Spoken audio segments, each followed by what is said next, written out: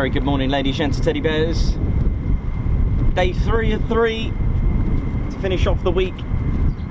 Back at Lakenheath for our regular Friday show. I don't think we've ever done 3 in a row anywhere actually, apart from obviously air shows, but this is our first time we've ever done a base 3 in a row. We've done 2, but not 3. But where F-22s are involved, it's the wise thing to do. Bit windy, as you can hear, it's a bit more windy out here. Current bun a bit shy, but that's pretty good for photography at this side. Ah, here he is. I'm alright. Colin, how you doing? Colin, how you doing, mate? You good? I'm good. Good. This is Perry. Perry, this is Colin. Hi, Perry. Alright. How you doing? Very well, thank you. Si, we've got Simon here. Simon, this is Colin. Hello, Colin. This is mate. How you all doing? Very. This is a good timing because they're taxiing out, Colin. Sorry? They're taxiing out. Good timing. I didn't get the email about the t-shirts then. Did I meet you at Yeah, not on brand. Probably Coningsby. It was at fly past the camera, wasn't it? Oh, yes. Yeah, for the King's Squad. Yeah.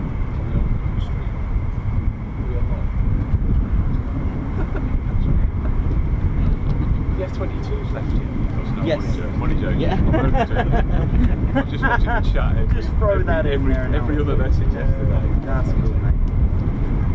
That's cool. My birthday today. Oh, happy birthday, mate. Where else to spend it? I know, happy birthday, mate. That's great, mate. But no. I thought, got a little place to spend that. Oh, bless you, that's cool. Yes. Stayed really? late. Sorry. Holly Road. Yes, I know Collie Road, yeah. Go to Google, right? Yeah, it's a little accommodation. Just Really? There's just a couple of C-17 accommodation in 3 miles. Just stopped there last night. It's a good temple. Oh, nice one. Colin is making first time. Yeah, so, oh, there's the wagtail. There he is, he's back. So, yeah. There's a few spots you can go from here once you come here. There's along there for the landings, and then some people like to go just further down there for the side on. But I think here's all right for the park. It's not through the fence.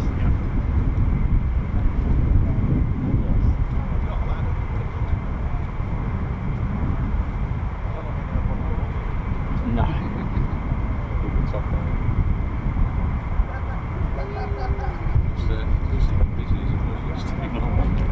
I'll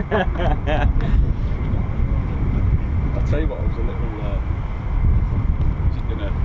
I thought it probably would be better than what it as regards. It's not too bad. I asked them this doctor service. No burger van today though.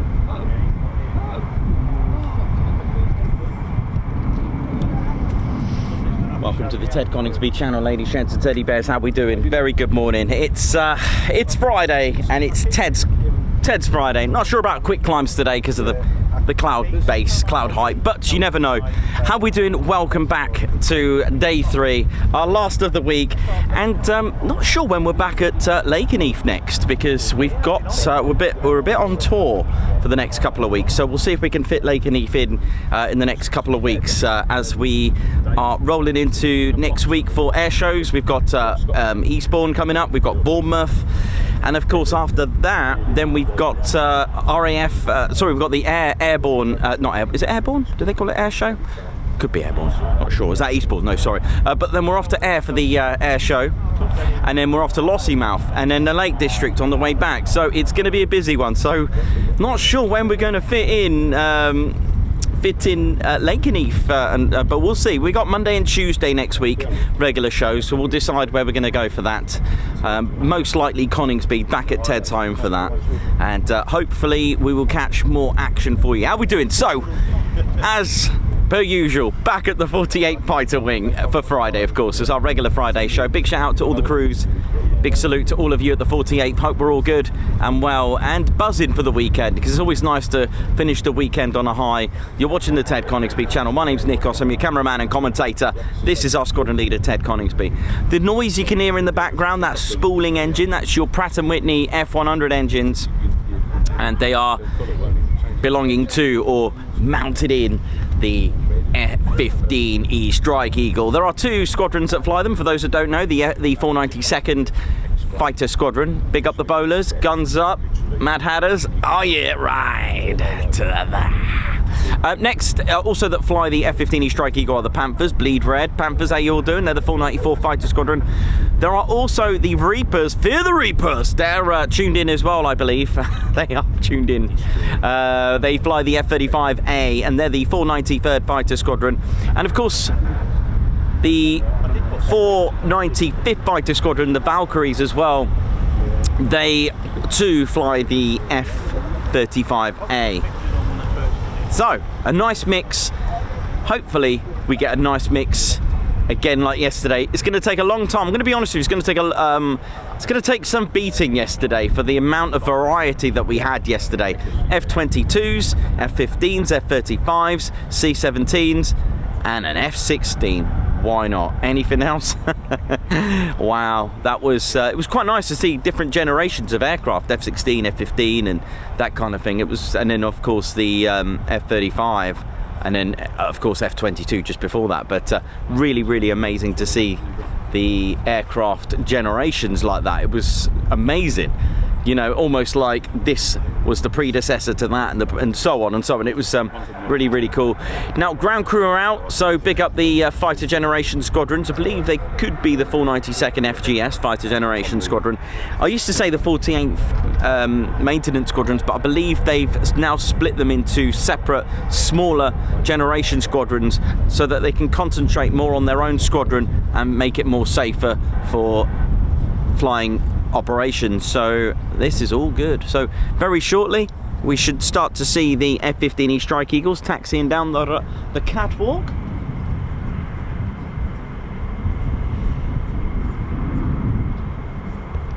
Very early morning again. Could be a short day today, but you know what, I don't mind. So F-15s will be taxiing in the next couple of minutes, and I believe we've got F-35 as well from the Reapers.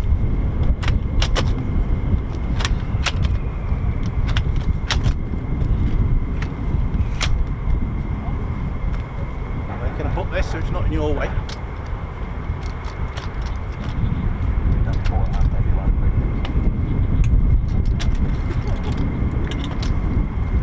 Yeah, just be careful, we've seen a few accidents. Oh, I bet.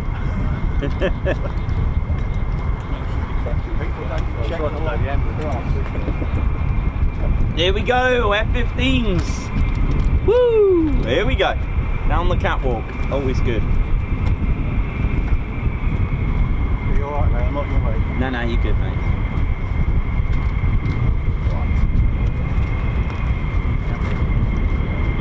7:23 and they're taxiing out. Happy birthday to Simon Watchorn, here he is. Hey! Proper ride in it, that one. Nice one, mate.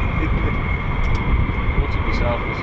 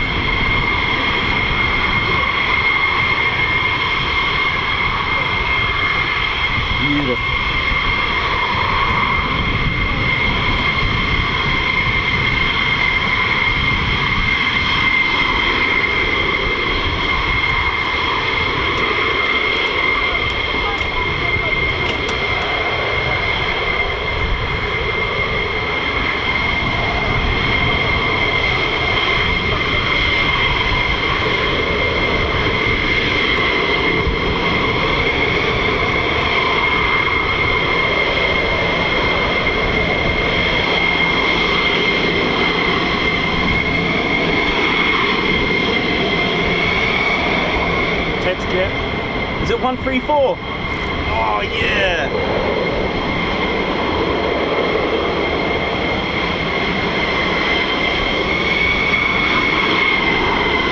There's Ted's F-15.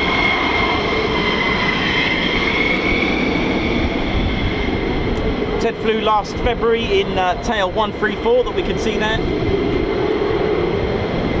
Flew with the bowlers. Who else?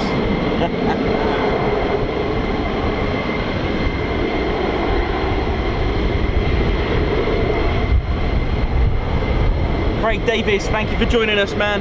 Margot, Dr. Soda, Aryan, Simon Davis, and let's all wish Simon Watchorn a very happy birthday as well, who's here with us. And we're joined by the usual crew. We've got Paul here, oi, oi. We've got Colin Brammer, oi oi. We've got Perry, oi oi, oi oi. And birthday boy Simon Watchorn. How old are we, Simon? 35 reversed. F-35, I like that. F-35 I like that, man.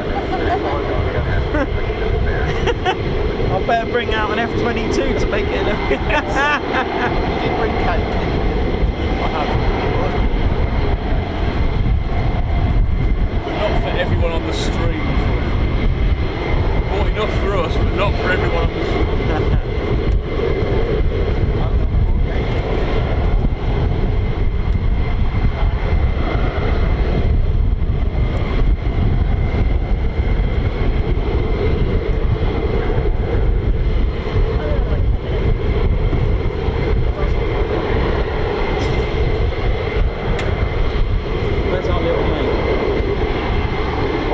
That little wag. Oh, he's there. Oh, he's here, my little mate, the little wagtail. What's behind you? Hopefully not off the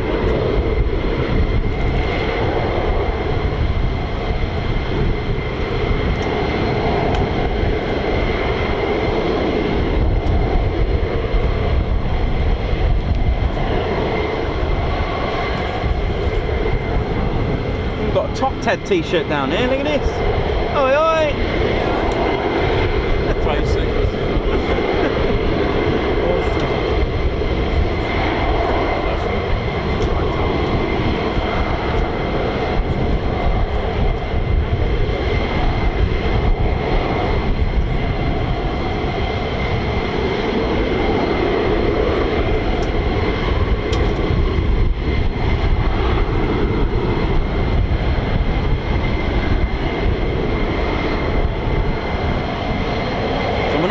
They're going to do quick climbs just yet. I haven't heard anything just yet, so keep a lookout.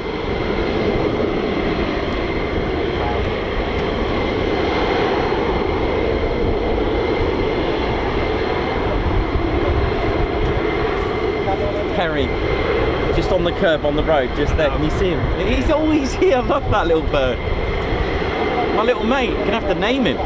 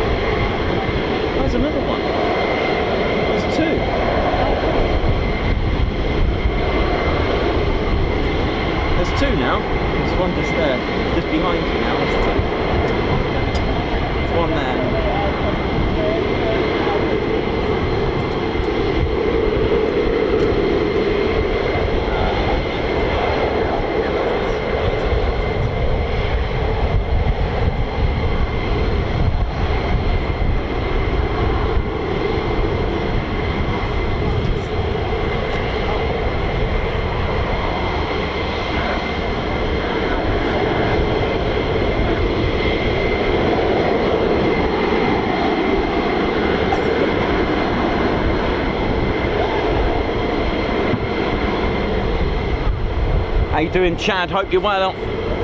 Watching from the US. Joshua Brown, how you doing? Pat Mitch, Rich Taylor, Dr. Soda. It's sweepage. Yep, sweep time.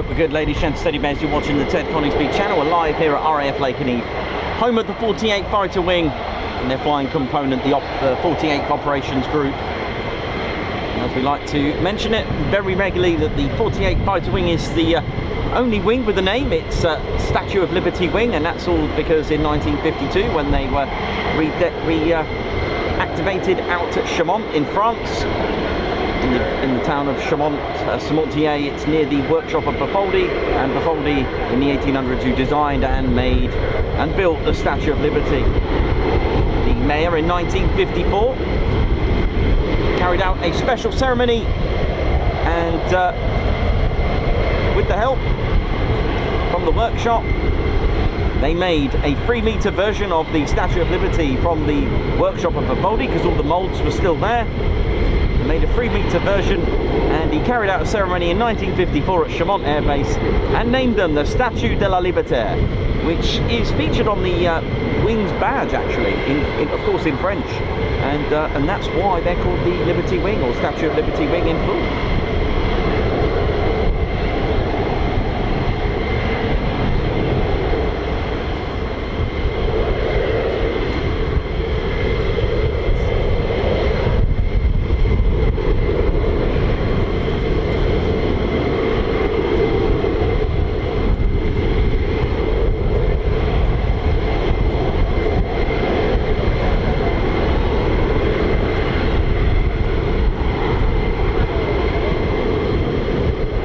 And of course, as we mean to go on, don't forget to hit that like button. 700 of you watching already. Don't forget to hit that like button. It does help the channel grow, as YouTube will recommend the stream, especially a happy, buzzing stream, and one that's certainly hitting the likes. Once we roll over 1,000 likes, YouTube will recommend the stream. That's how it works. We've always said this. It's more exposure once we get recommended by YouTube. Once we get recommended with more exposure, that could lead to more viewers, and viewers could hopefully convert to subscribers. That's the way we've been growing our channel.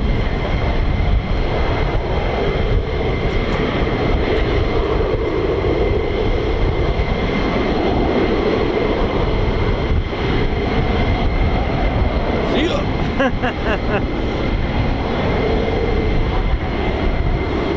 Babzar, how you doing? Hope you're good. Malky Stoddart, Pat Mitch, who's really excited. Liberty Wing Lakenheath, the most awesome wing in the world. It sure is. Hope you had a good time yesterday and enjoyed the Raptors. Like everyone else, hope you all had a great time. It was good to see you. Good to see you all here. Chad Layton, thanks, man.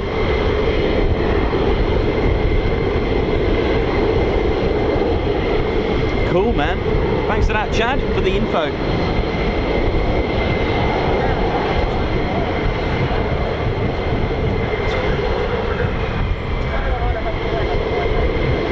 Yeah, that's Paul, this is Colin. I was talking about. Colin's just there. Something vehicle you've got.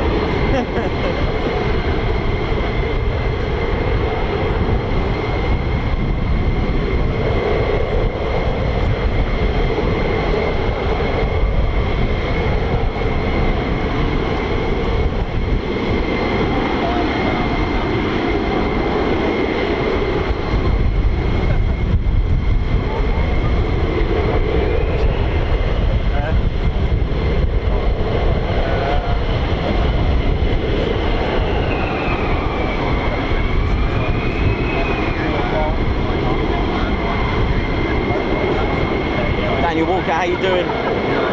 Hope we're all well. Get ready.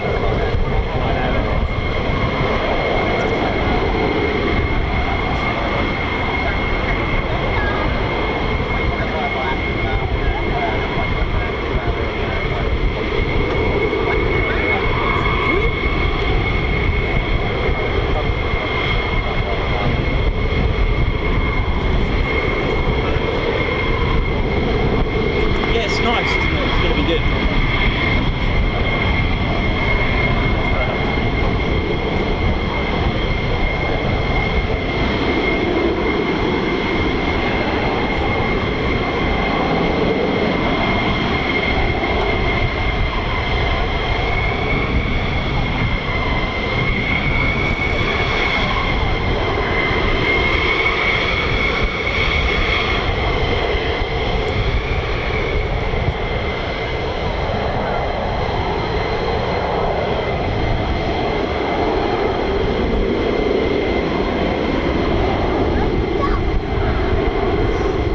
again, many people ask why do they do their checks here. It's just the way the fighter generation squadrons here operate.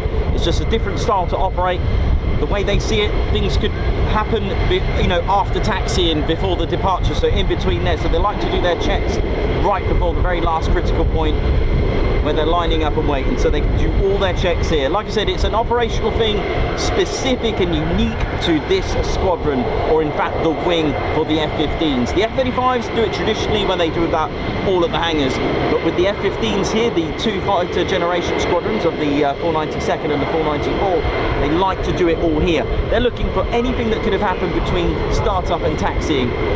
So this is called the EOR. There are two. This is the South EOR, that stands for end of runway. They'll do all the checks, of course, remove all the tags. They'll check for leaks, cracks, anything untoward. They'll look for any security issues with the canopy or anything like that. They do all their checks here. This is a true testament to the new fighter generation squadrons, to dedicate a squadron specific. So before, it used to be the 48th Maintenance Squadron. I think it was something like the 748, I think. But definitely the 48th Maintenance Squadrons used to be a one unit. But now, they can now look after each specific squadron now, which I think that's wonderful, because it is in the interest of safety to make sure they're looking out for each other.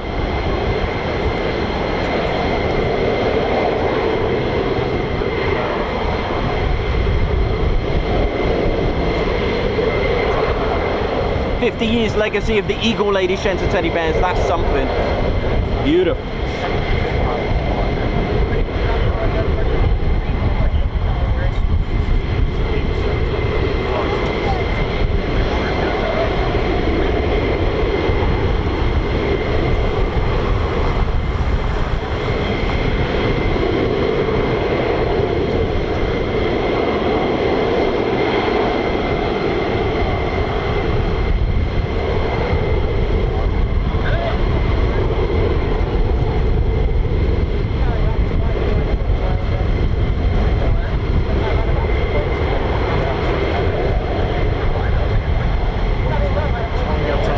Line up and wait, 2-4, here we go.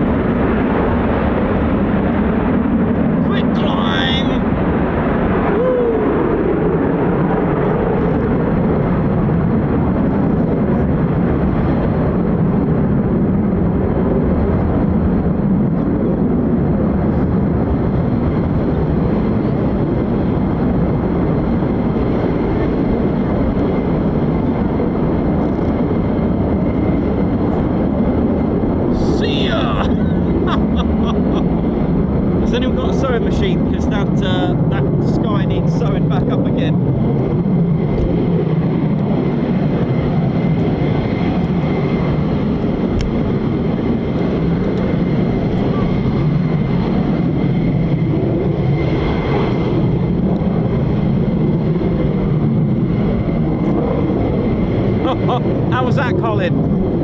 I'll let you know when my ears recover. Wait until the F-35 comes.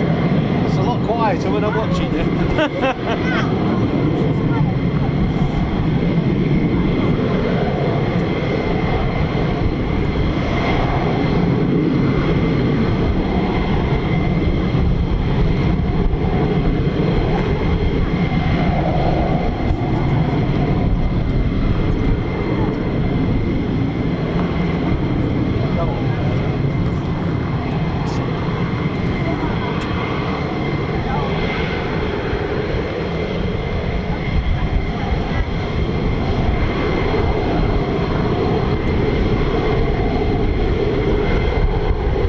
Stephen Richards, happy 70th today. Watching the F-15s, F-35s with you guys is the best present I could have received. Thanks. Oh, you're welcome. Enjoy, man. It's Ted's Quick Climb Friday now. Nice lighting actually on that. Pretty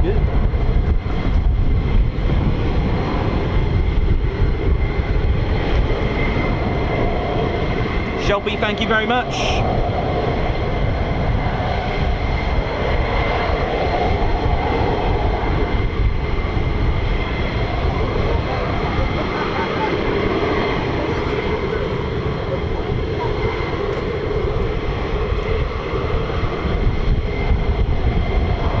Margot, how you doing? Hope you're good. Julian, if you're watching from home, mate, hope you're good. Regards to yourself and Ginger.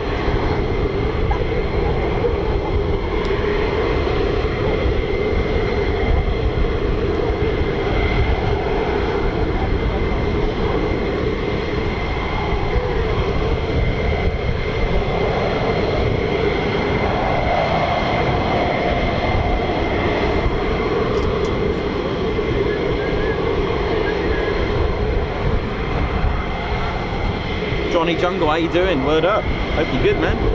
Danny Walker, how you doing? Rennie DeGooey, Lorraine at Pneumatic, Malky Stoddart, Jen Mack, Why Can Yes, who I met at East Kirkby. How you doing, Why Can Yes, man? LC,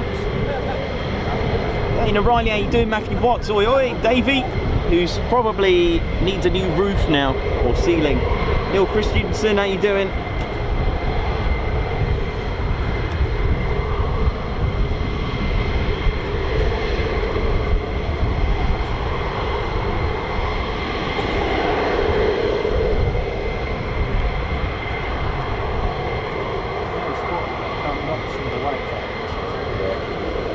Peter Var, Jake, Davey. Got Jake, who's watching lots of people's birthdays today. We've got a 55th birthday as well, watching in Okinawa.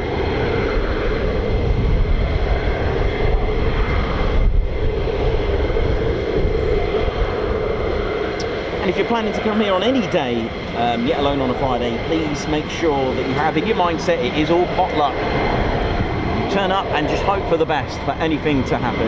Give yourself plenty of time, bring food, bring a bag for your rubbish, because the bins can get full, quite full, and they are actually.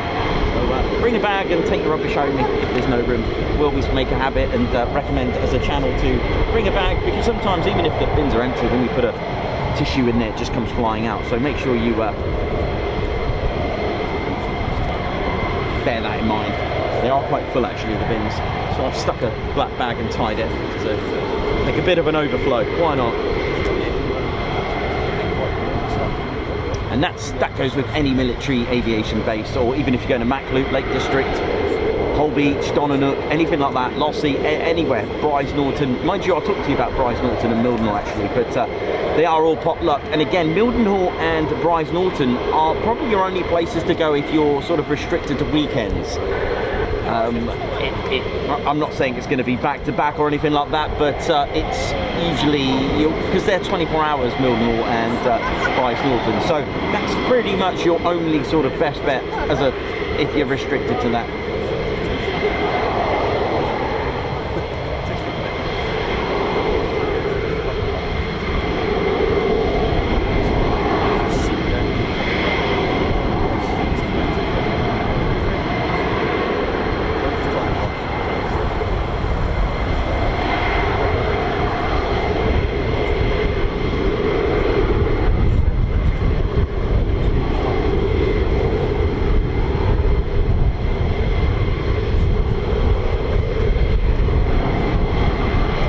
So housekeeping as well, so when you get to the car park, which is not as busy as yesterday, so please park legally and safely as well, ladies, gents, teddy bears. And as recommended by the base, please don't touch the fence or climb it. Please don't even attempt to do that. You'll be in trouble. And if you are bringing ladders, they do recommend not to, because they've said not to touch the fence, don't rest your ladders on the fence as well, because should you fall, first thing you're going to do is grab the fence, and there's some very nasty barbed wire as well, so that could hurt you. So please don't do that. Again, it can damage the fence resting and leaning on there. This is a no drone zone as well, so please, if you spot anyone, and of course we need to bring this up because this happened quite a while ago, but I don't know how often it happens, but using laser pens is a complete no. You can be in serious trouble with the law, and it's highly dangerous. You could endanger a life doing that, and everyone else's with the laser pen. So if you spot anyone attempting anything, or shall I even say anything suspicious, don't hesitate to contact the base as well, please, because at the end of the day you are going to potentially save a life. If it's an emergency, call 999. Any drones are a no, again illegal, so make sure that you are pretty savvy with that. And as a channel, we always recommend, because we want you to be safe as well, if you are going to report something, do this discreetly. We don't want you confronting anyone like that, because if someone's silly enough to do something like that, you don't know what their mindset is. So we always recommend to do it discreetly. And like I mentioned, if it is an emergency, call 999. Sadly, this is the world that we live in, but we do as a channel like to look after each other and keep positive, and one of the ways we do that is to look after each other. We are a very strong community, the Ted Coningsby channel, and you know, not just our channel as well, the aviation world of photographers and military aviation enthusiasts is a community within itself. It's a marvellous community, and it's one where, you know, if you keep it together, keep it tight, then we can look after each other. You'll know when someone's not a planes spy, if that makes sense.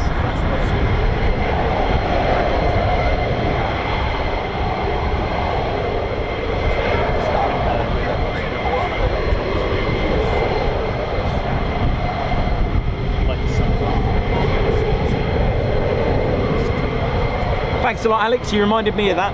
Now, although no signs of this, I have seen this mentioned by the base before. If you're coming here at night, because they can fly late, and especially in the winter, 3 o'clock can be dark anyway, please turn your flash off. It can put off a pilot. That glare can seriously impede a pilot's concentration when landing, a big flash of light. And if you are coming here at night, do be mindful of your lights. I know we like to park facing the base. It's something that's not you know, something that's not written down as a sign, but I think that's really good practice to turn the flash off on your cameras. Thanks, Alex, for reminding me. Well done, mate. And that, I've seen that from the base before.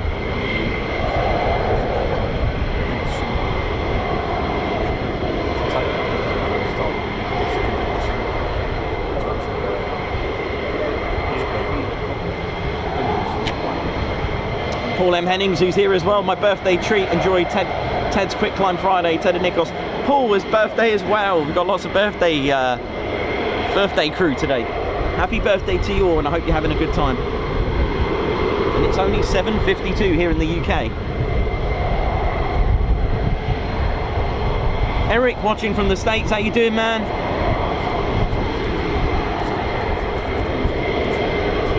Giuliano Capocci watching from Venice in Italy. How you doing?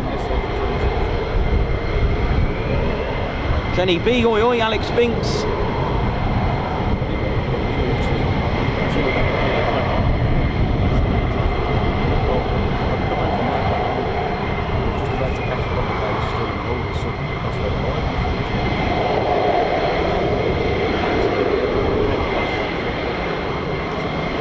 Cheers for that stream. Oh man. The F-22.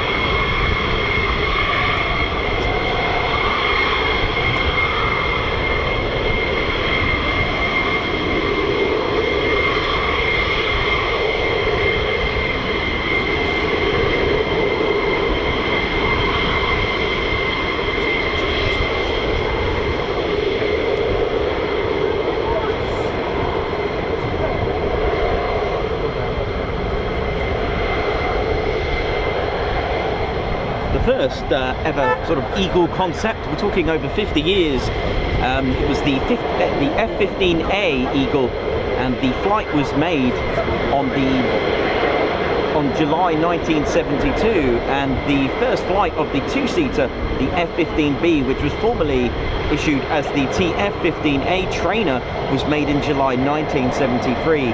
The first Eagle, the F-15B, was delivered in November 1974, and in January 1976 the first Eagle destined for a combat squadron was delivered.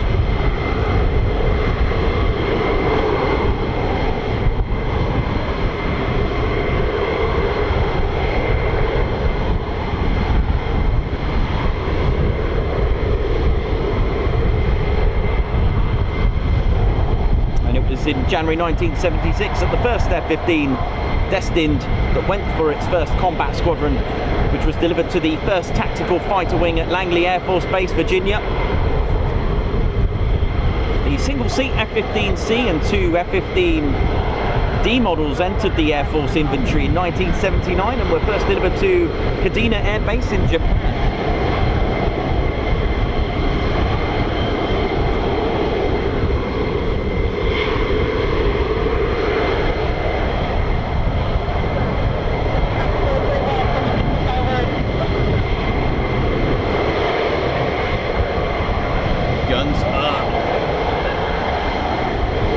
Powered by 2 Pratt & Whitney F100 229 engines. There was the older ones had the 220s, and these ones produce a total of 58,000 pounds of thrust. That's a lot.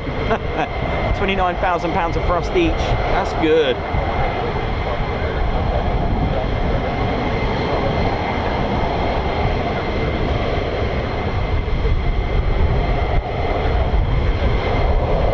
Maximum speed of Mach 2.5, hence the very large stabilizers to cope with those sort of speeds. It is an all-weather, night all day fighter. Superb aircraft. The LN is the tail code, and yesterday we saw pretty much lots of tail codes. What did we have yesterday? HH, we had AV, we had AK, just trying to think of the other ones. I think that's everything. And of course LN.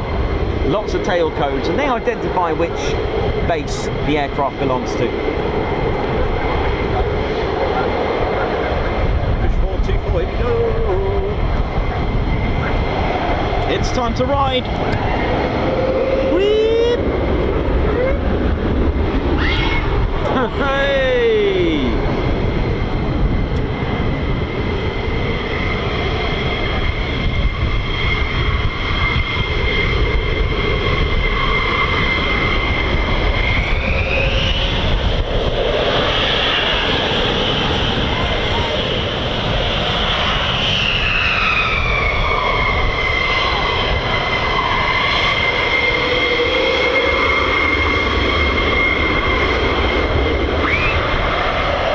I love it.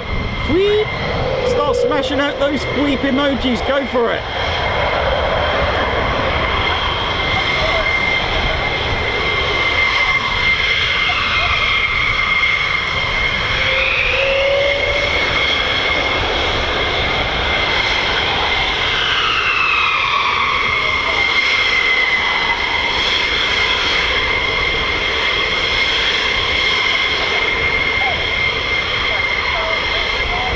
Here we go!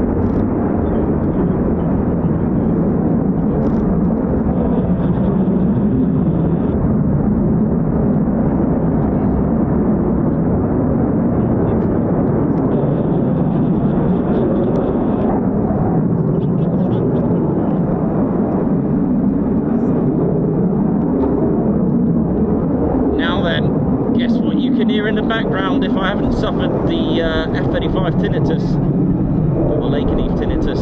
That sound that you can hear spooling, that's your Pratt & Whitney F135 turbofan, which can produce a whopping 43,000 pounds of thrust. And this belongs to an F-35A.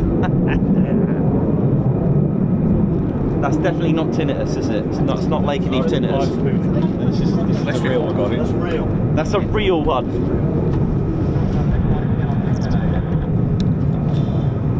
Right, ladies, gents, teddy bears, how are we all doing? Did you enjoy those quick climbs? Yes, you did. 6 quick climbs. I think that was 6. 6, yeah, 6. There we go, ladies, gents, teddy bears. Right, so quick climbs for those, all the little facts and details. So you may have noticed that they need a lot of the runway.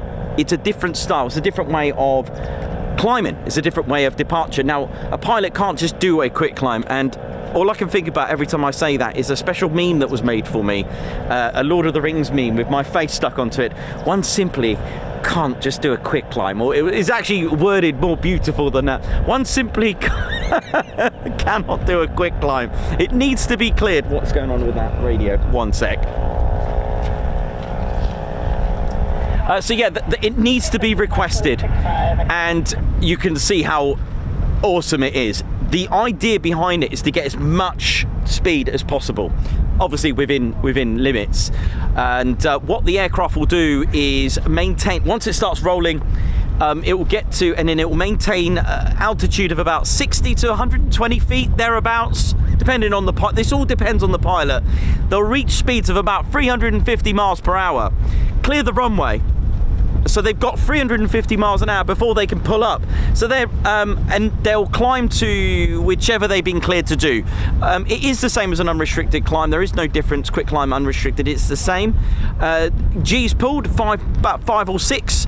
Again, you'll notice as well that the afterburner will light off for a little bit. Not all the time, sometimes. Depends how quickly they can get that gear back up, because this could damage the gear if they've left it down, and that's why sometimes you see them get stuck. So a pilot will judge that, see how quickly it can retract, and then they'll just put back the afterburners on again. So I think they were cleared to something like flight level 150 off the top of my head. I think I heard that, which is 15,000 feet.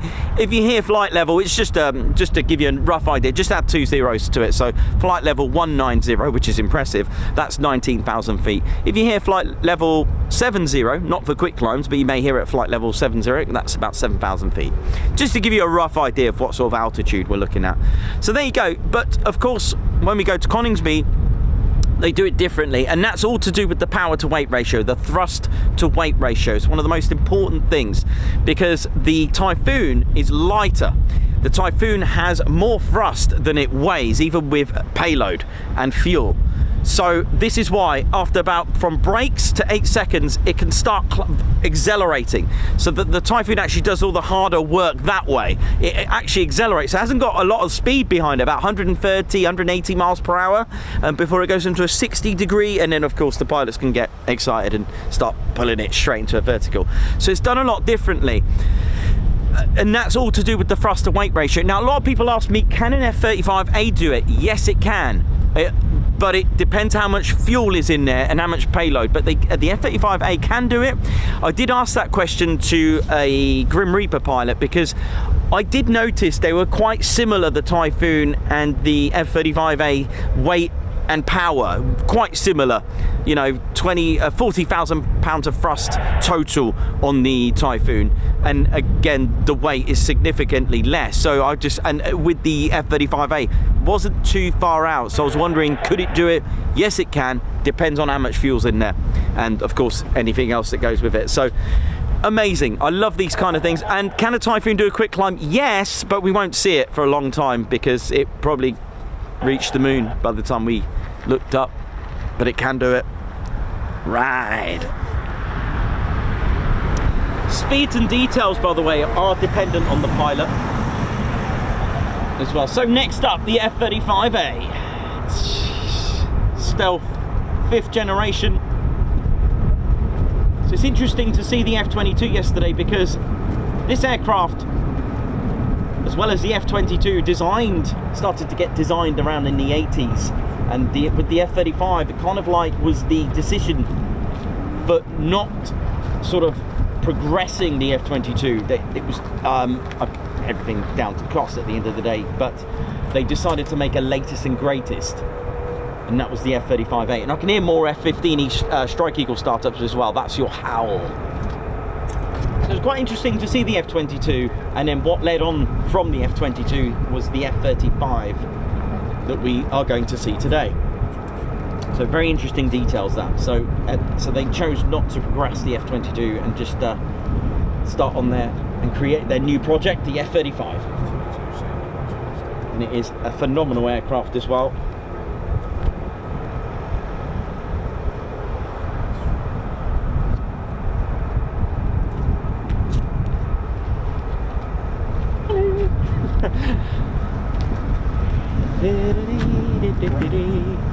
Oh yes.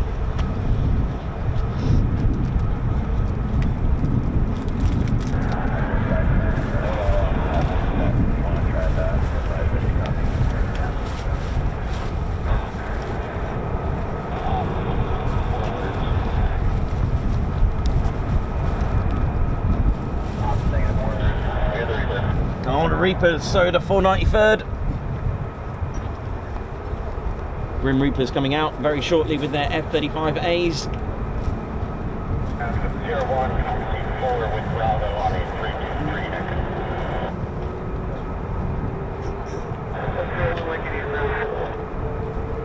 Thank you very much. 66.4k, let's ride. Woo! Thank you very much. That's an amazing achievement. Thank you.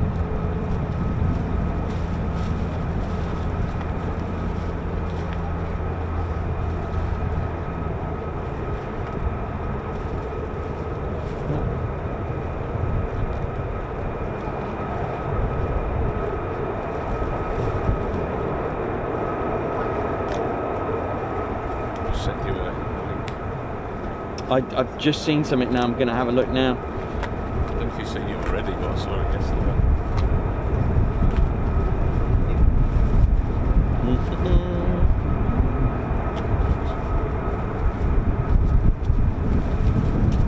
Oh wow, that's cool. That's actually the base. That's amazing. Yeah. That's the one at Chamont, isn't it? So oh wow. Some with some like officials stood by it as well. So that's brilliant. Thanks for that. Thanks for sharing that. Oh, right, yeah.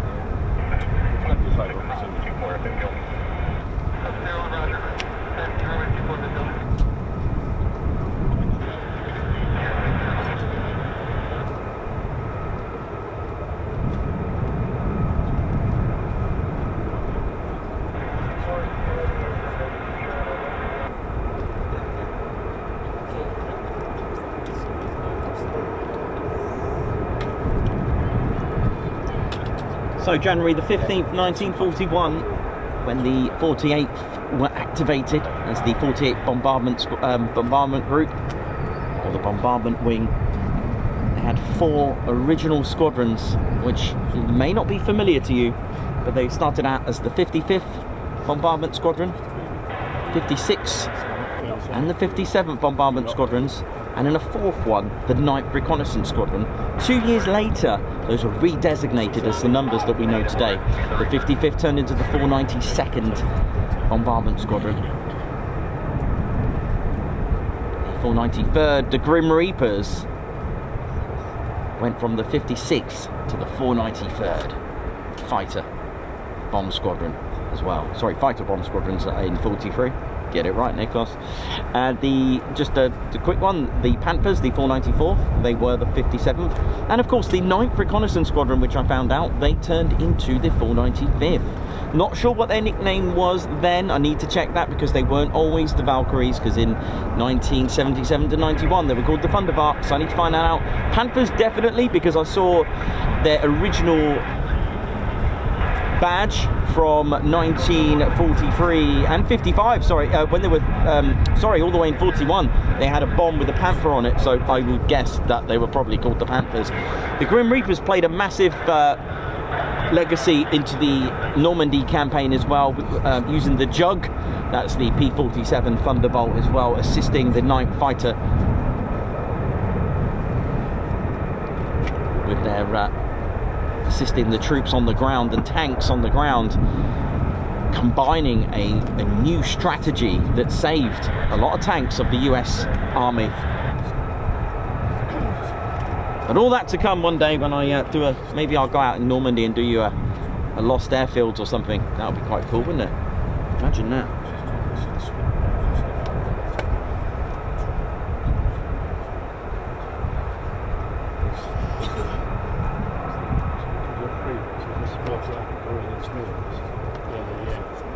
Yeah, so I had an 80D, which has gone somewhere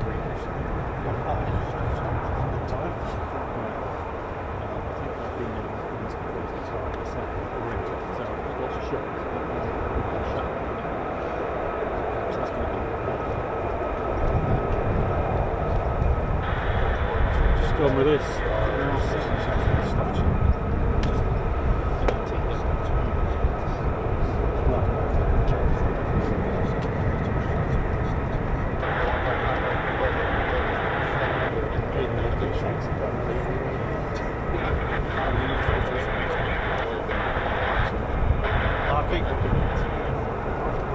They too played a massive part in the Normandy campaign. Here they are, just crossing the runway to our right. They're going to potentially use the Warrior Walk. I wasn't going to chat, I wasn't going to change.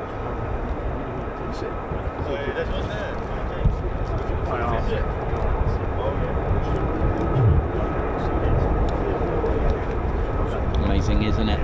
The aircraft that once were in the inventory, look what they have now. P-47D Thunderbolts, F-111F Aardvarks,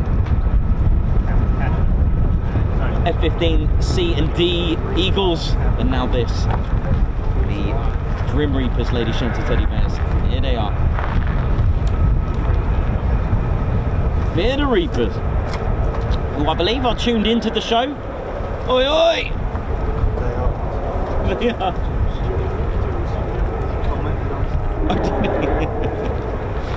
Oh no way, that's awesome. Oh, really? No. Oh, this is going to be spectacular.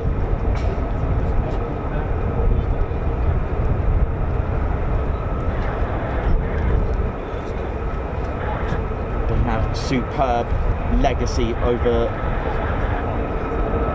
lots of eras, the 493rd Fighter Squadron.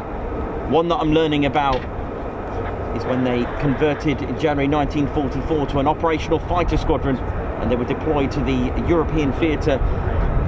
They boarded the Queen Mary for training. Ended up at RAF Ibsley.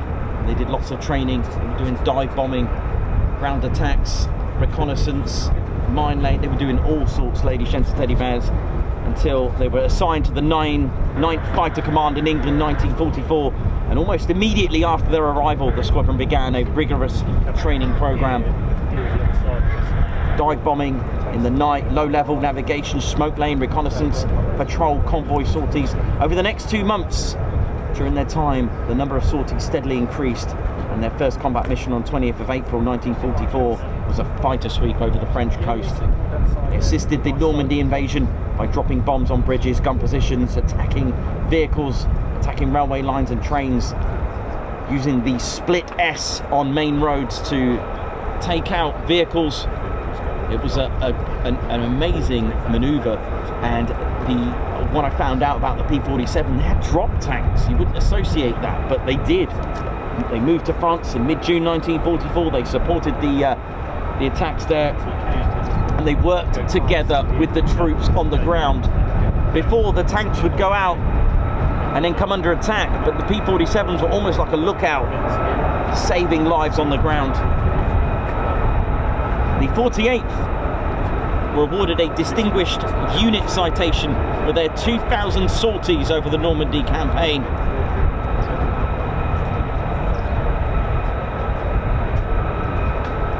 Here they are, the Reapers.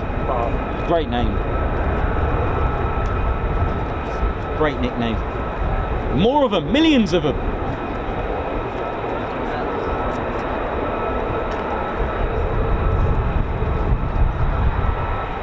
Also, to add in their time in France, they in their inventory they were flying the Republic F-84G Thunder jets, upgraded to the F-86s in '54 until '56 when they had the North American F-100D Super Sabre.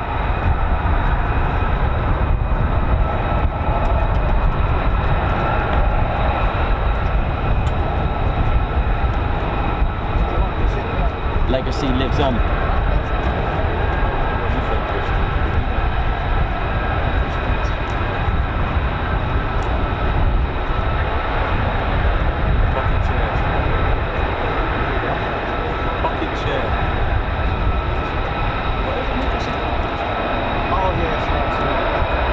Here we go.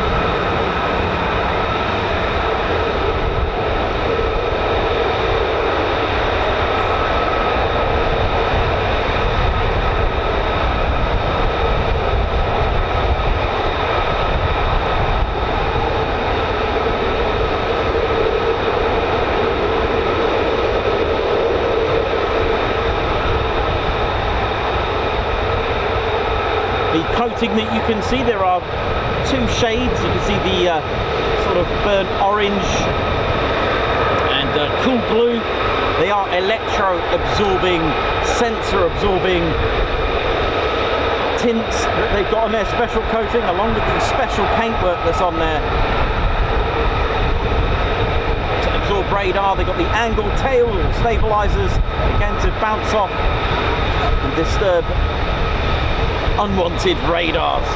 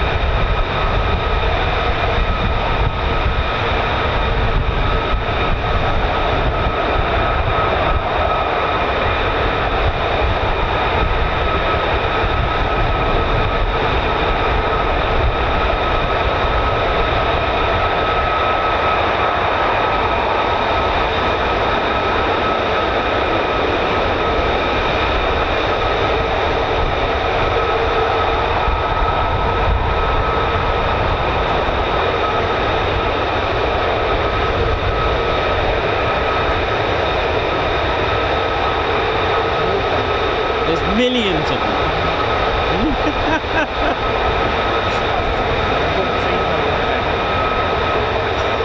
That's more.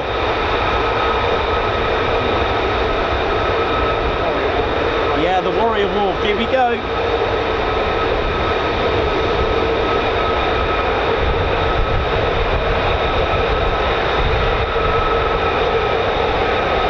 In June 2008, the Grim Reapers were selected as the 2007 Raytheon Trophy winners. The first time in 10 years they have been recognised as the best fighter squadron in the United States Air Force.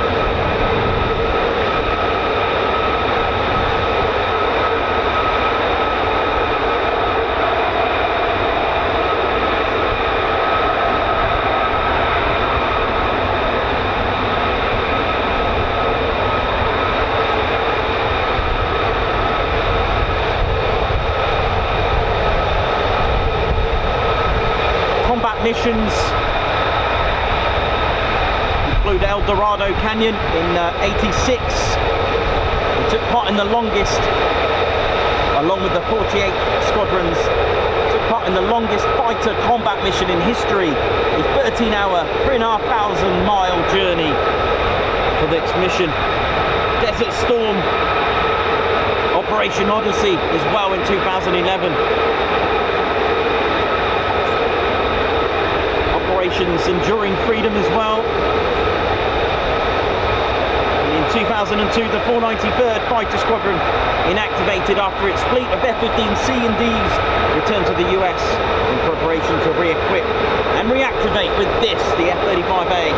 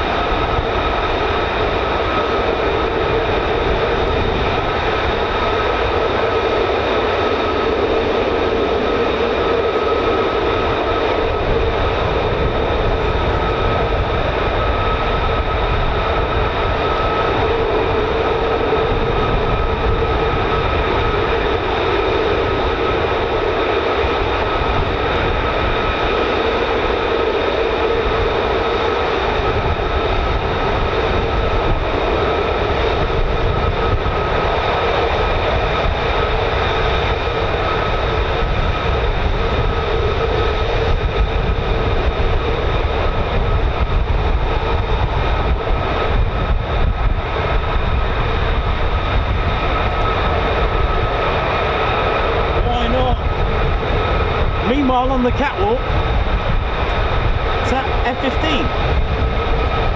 Yeah, F-15s as well. Why not?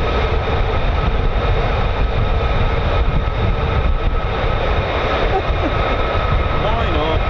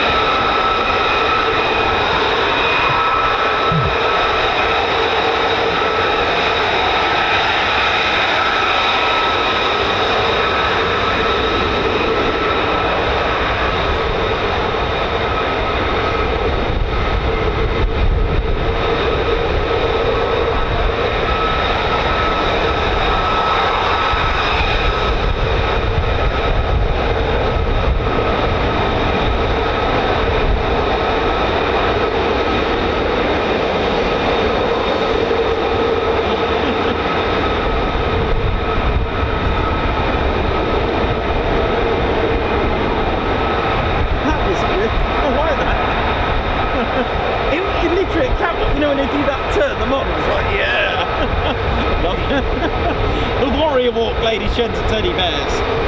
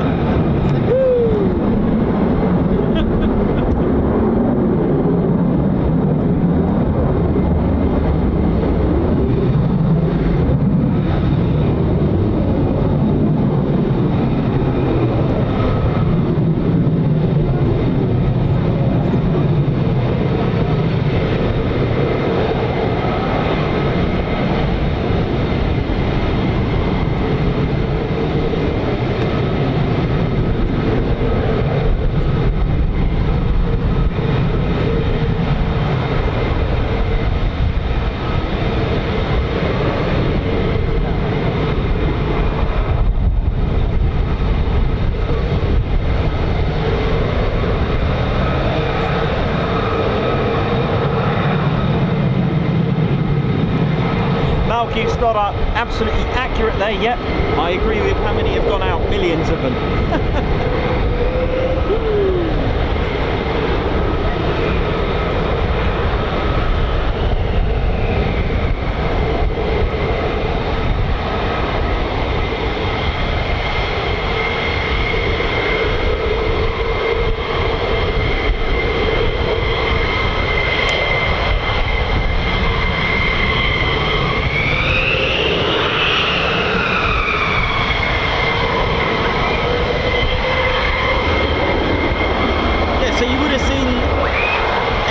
F-35's not quick climb, hence the afterburner cut out, and just gone into a local climb, that's cool.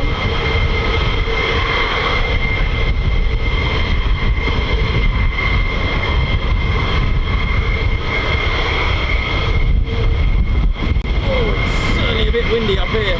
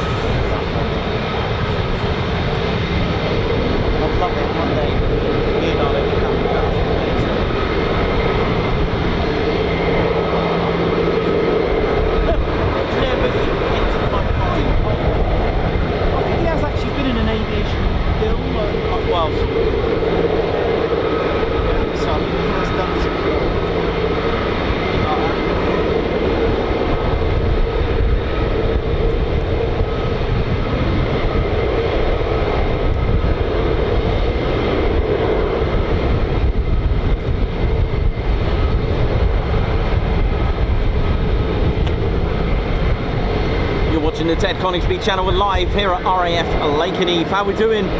Don't forget to hit the like button, ladies, gents and teddy bears. Let's try and get another 1,000 likes. Why not? All you got to do is hit that like button. And don't forget, there is a new button called Care.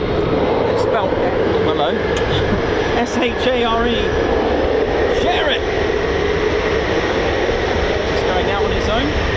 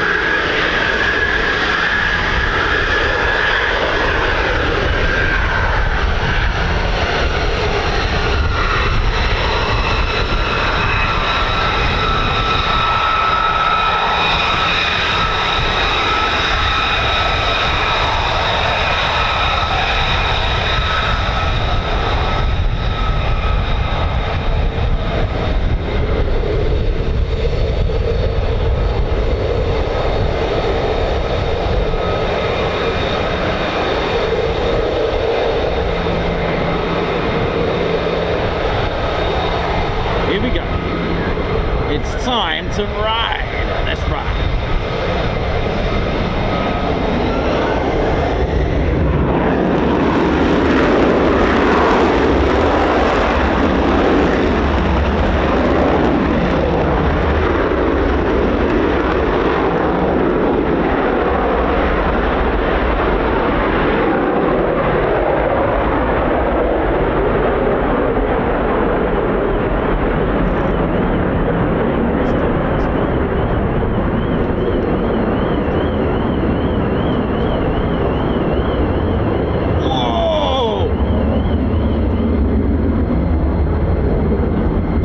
Absolutely aggressive. It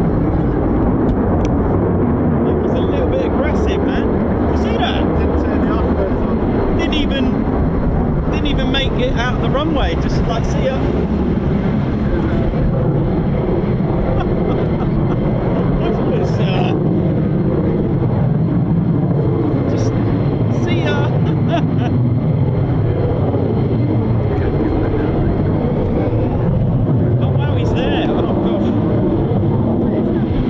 That was pretty quick. Yeah, that's fastest I've seen.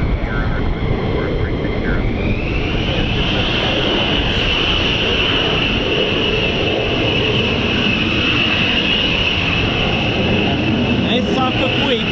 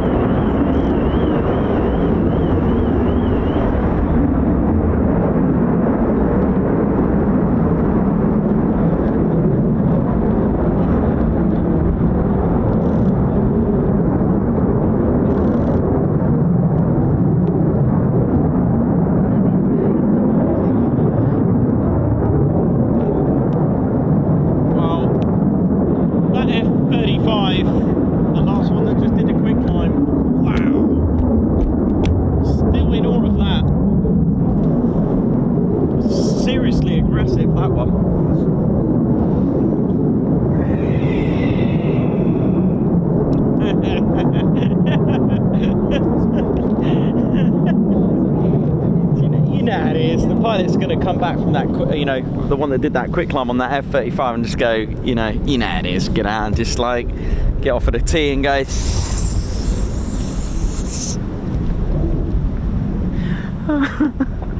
Oh dear. I hope no one's walking away because of that. Oh, that was pretty cool, man. Pretty cool.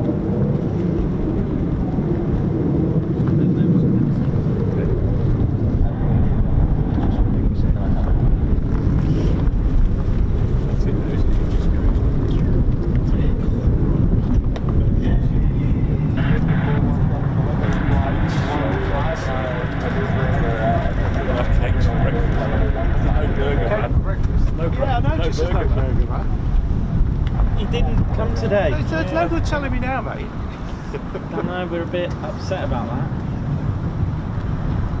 It's alright. We'll have to get a Deliveroo or something. That's not a bad idea, actually. See if McDonald's will deliver. There's our little mate, just there. Hello.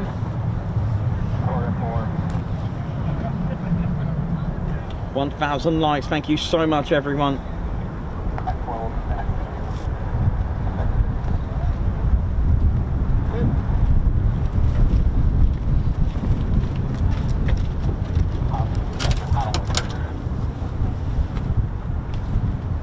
So they'll be gone for a, well, average 90 minutes.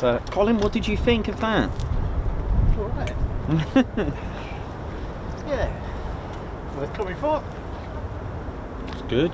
I'll show you the pictures later. Yeah, please do.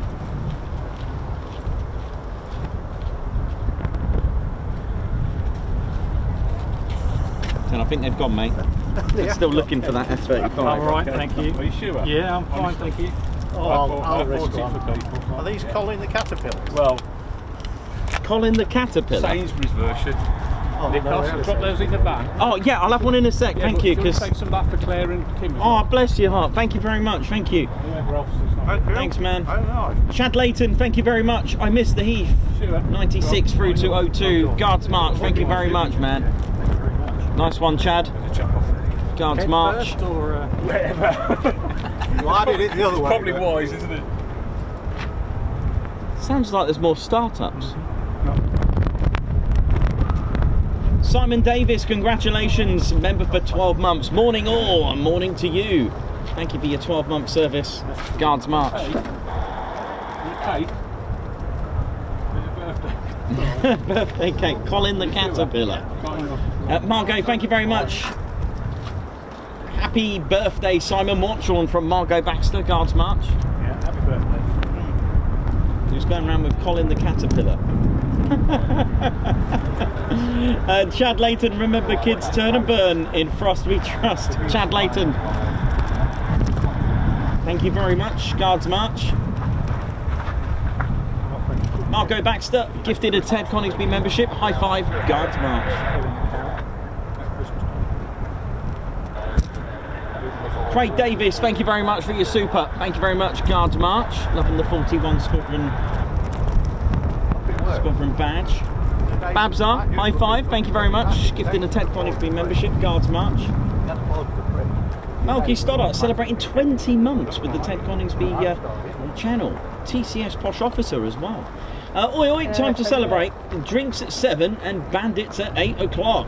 Big respect to Nikos, Claire Bear and Spanner Flight Ted, Red Ted, Reggie and the crew. Guards March, thank you very much. Chad Layton, who's put, the Statue of Liberty is the only American four-way stop in all of Europe. Cool, thanks Chad, Guards March.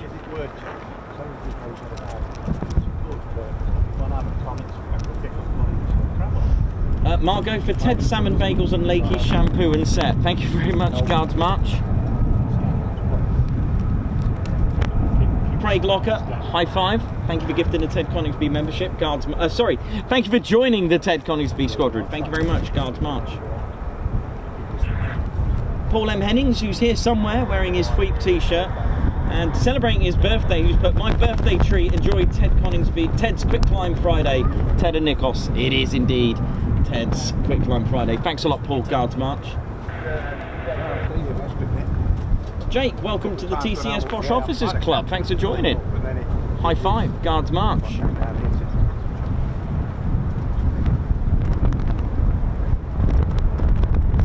G. Hammond Lupin. Happy Friday, get yourself a butty on me, Ted. I love this community, everyone is so welcoming. Thank you so much. Oh, bless you. Thank you very much, Guards March. G. Hammond Lupin.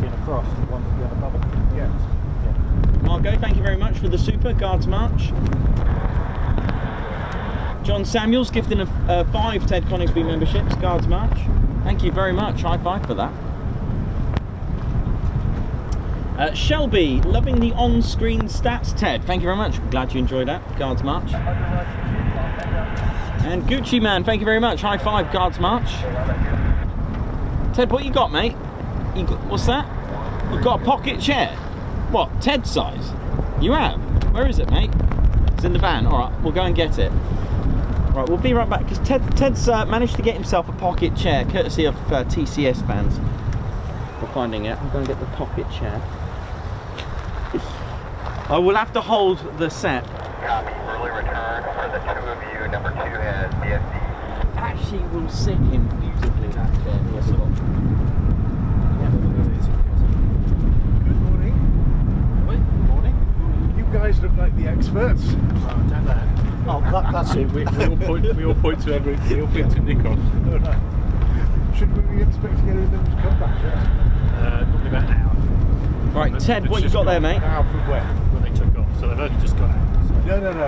What is this? Going out earlier. A pocket chair? All right, mate. Do you want to do a demo? 45 and 90 minutes. The first ones were just about. That looks good. Oh my goodness me. How many gone up? Might have. I'll have to hold Ted because we might have a whole bear down. Look at this. Hang on. If I can just. Nearly 2 hours now. 9 o'clock. I'll just. Because we're gonna have a teddy bear down in a minute. Hang on. Where's the wind blowing towards us? Is it? Okay. Gosh. There's no set timetable. But they've got to come. Got him. That was close. Look at this pocket chair. Literally pocket. 13 F-35s, I think. Don't hear from me. 8 F-15s, so there should be pretty much it's over 20. Look at this.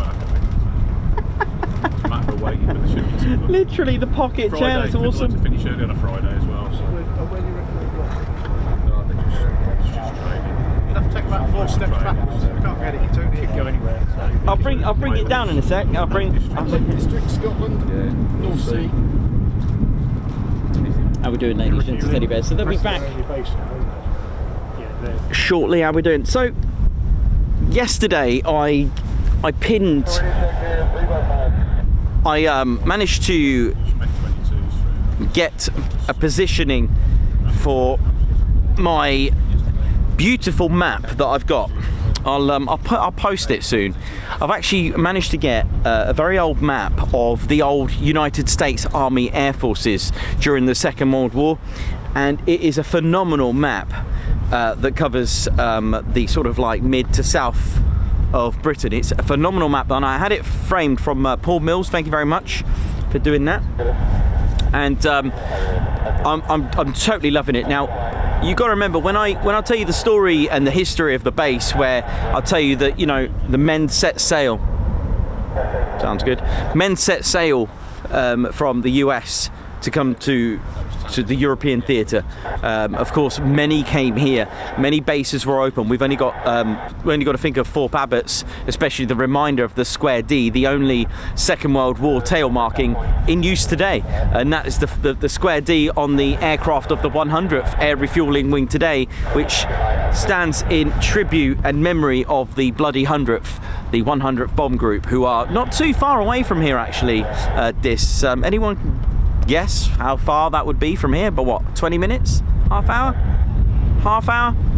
So it serves as a really good reminder. Now, I was reading that book that I had yesterday, and something homed in on me, and I was looking at my map of all the airfields of the US Air Force, the mighty 8th, and what I was thinking, sorry, put up with me, it's really, really bad wind at the minute. When I'm doing all the lost airfields, it's like we've lost that history. It's kind of gone, and I'm trying to bring it back to life. And part of the channel is to remember those who once served for the fight for freedom. And it just occurred to me here, because we talk about the history and all these like the 100th Bomb Group, or King's Cliff again, and other stations that were once a United States Army Air Force, whether a fighter or bomber. We've also got not too far, Bottisham. That's not too far. That was a P-51 station. There are so many. I could, we could be here just to do a separate series on it. But what I was thinking the other day, it kind of homed in on me, is the fact that where is it all gone? But you know what? I thought about it, and I was thinking that fighter legacy, the mighty 8th, all that history that once was, which in time sadly could potentially be lost unless we pass that on to generation. I was thinking that Lakenheath is basically a constant reminder of all those airfields, because it's still the fighter wing that's here today to act upon all those other airfields that once were, if that makes sense. So all those airfields that played their major part, I believe that Lakenheath could be a constant reminder.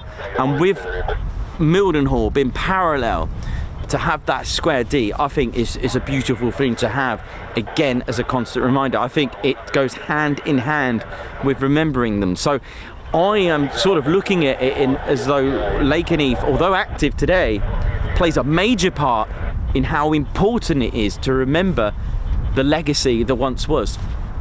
Those men that set sail, 43 for example, that came in, because I very, very sort of in deep thought when I come to, appreciate how small the United States Air Force was then.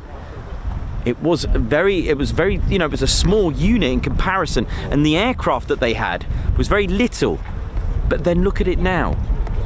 Look at how it's developed in time. It is phenomenal. Not taking away all the other, all the other air forces. It's just, I'm loving the fact that when I read history, I do take note of things, and I do take note on advance in technology, but where is it all gone if we don't remember it? This is the thing, we've got to remind ourselves. And the channel plays a major part in not only streaming the present, but remembering our past, which is why historical aircraft are so important. It's phenomenal. It really is. And I will be doing more and more. I think after the air show season, when things calm down a little bit, I will be doing more lost airfields for you, and I will go on little missions on, remembering those men who made the ultimate sacrifice. It really, really does home in. It's we speak about, Sally B, a constant reminder as well in the skies. But I just think that when you have a base like this here, for me, it's a constant reminder of both past and present. So for me, that stands as a true tribute, definitely. And it's ongoing today. Same again when I go to Coningsby. The men there are as ready to scramble as they were in 1940 again. So Coningsby plays that important role again. So for me, that is the legacy still going, although we have pretty much quite a lot here. But I'm choosing Lakenheath because of the fact that we're not in America. The fact that all these airfields, I looked at the map, so many US Army Air Forces to help. These men left their homes to come here to help. I think this is incredible. But the reason why I specifically went into that deep thought and thinking about it is the fact that it's nice that they're still here. I love that. And we've got Mildenhall as a reminder with the square D. And we've got more F-35s rolling out. Why not? But there you go. Just something to think about. That's my own little personal... You alright, dude? To return and take. Oh. Hope it's nothing serious.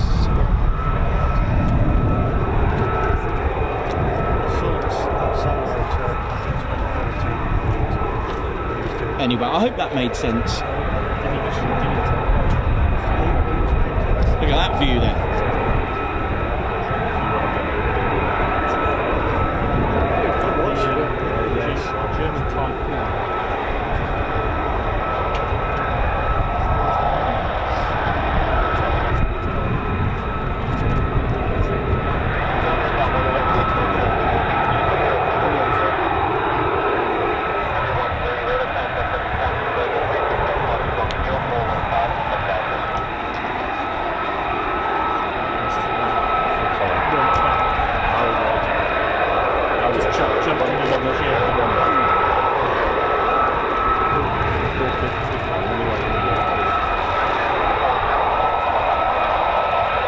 climb on request.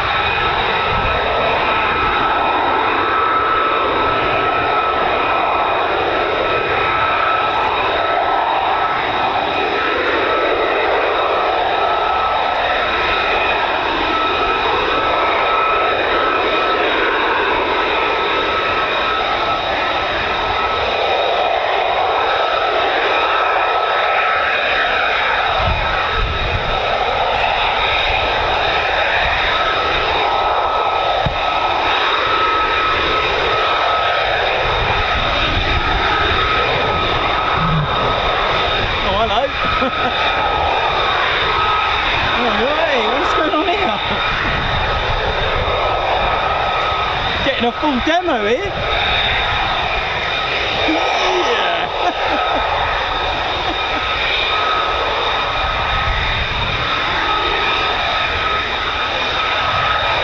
Quick climb on request.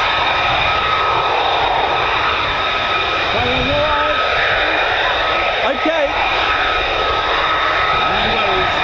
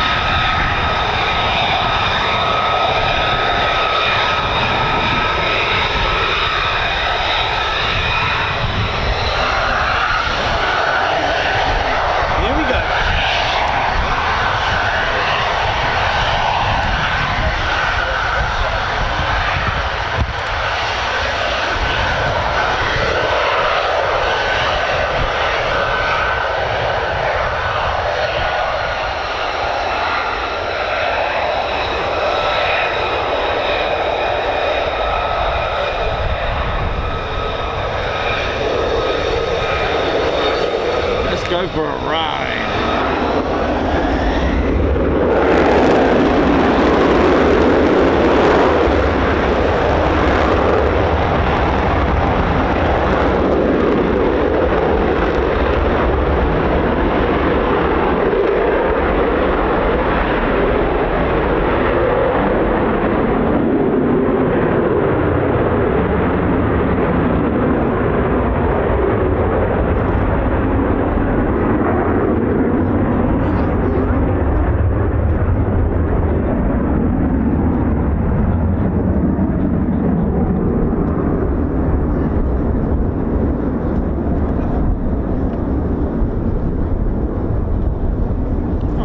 Good old local climb on a Friday as well.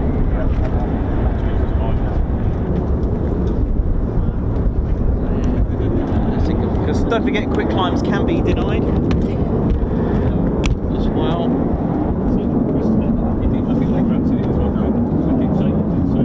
I'll just leave that on the camera just for a second. Your one radar contact pulled out west of Lakenheath under traffic service on the main point level 150.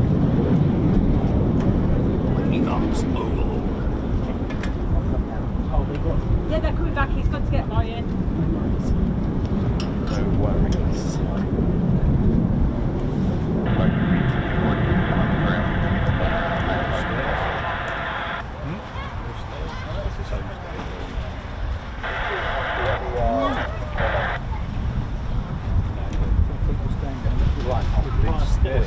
for big over for the new. Just a couple coming in, but I've got time for a bit of food.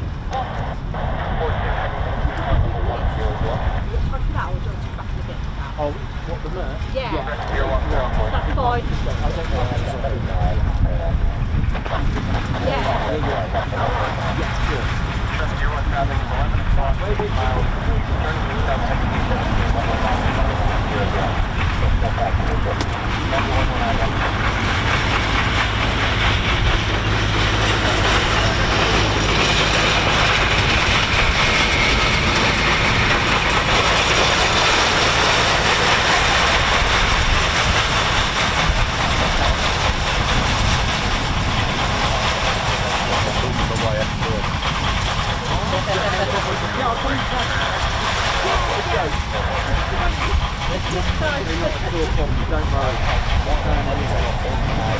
No problem at all. All right, no worries. Enjoy.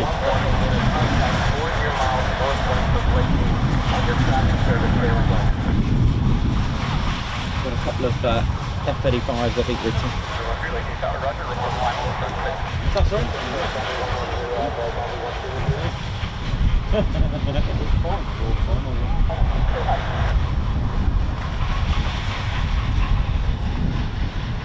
I wonder if there's an issue with that. 0437. 252 heavy.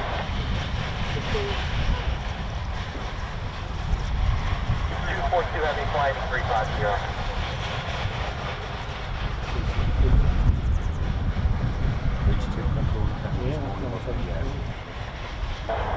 Very nice. Cool.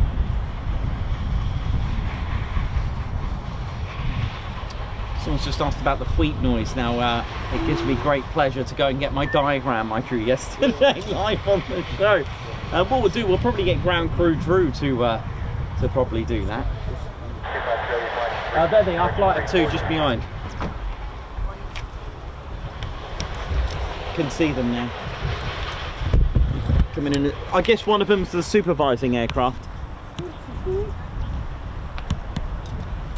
B-14 is radar contact 38 miles northwest of Lakenheath under traffic service.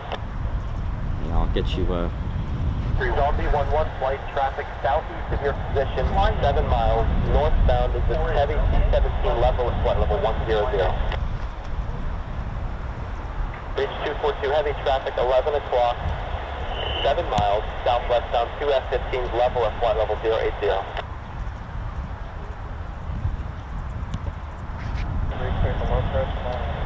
Yeah, one will land and one will do the low approach. And we're showing our glide path.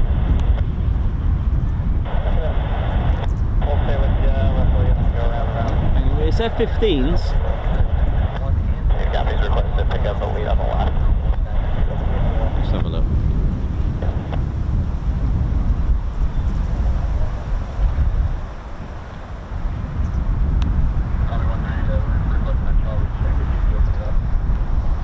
Heavy contact Quantic on 133.325.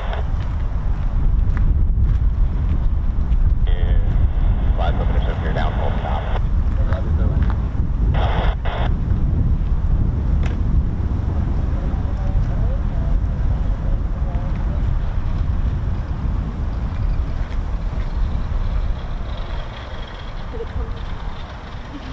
It's spot on.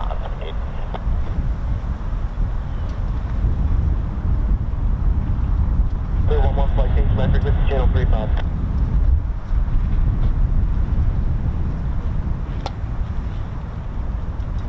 You know, when we see the pairs landing, when they train and practice it, well, this is what happens in reality for a supervising aircraft to make sure the aircraft with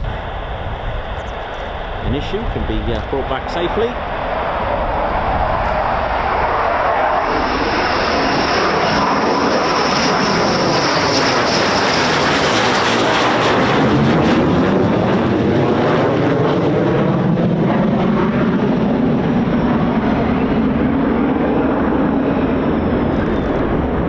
Done, whatever the issue was.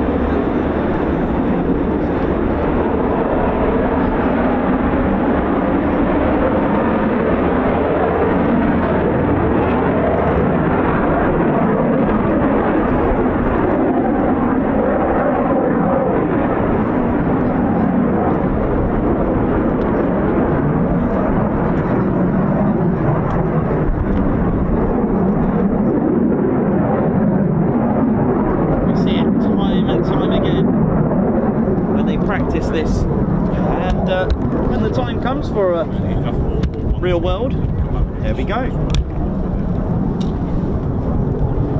Nicely done.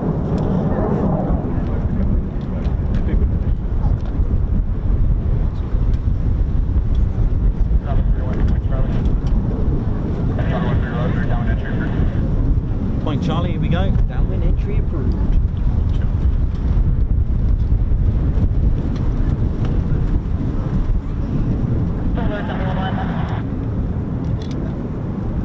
Overlord, go. Is there any way that we can work over towards search sector 5?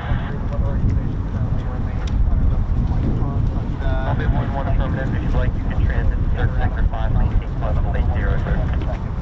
Oh, well, 80, So when you hear Point Charlie, they come over the trees. Point Charlie is just to our right, over the trees. Just over there, mate.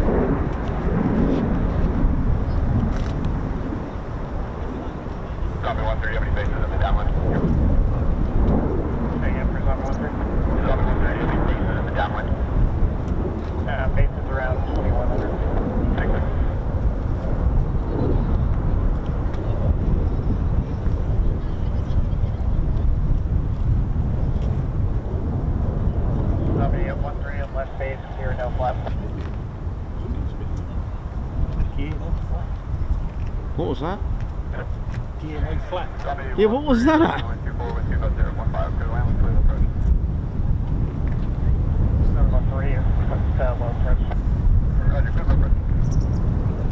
Did you hear that, Rick? I didn't quite understand that. Base gear, no flap. It's a new one for me.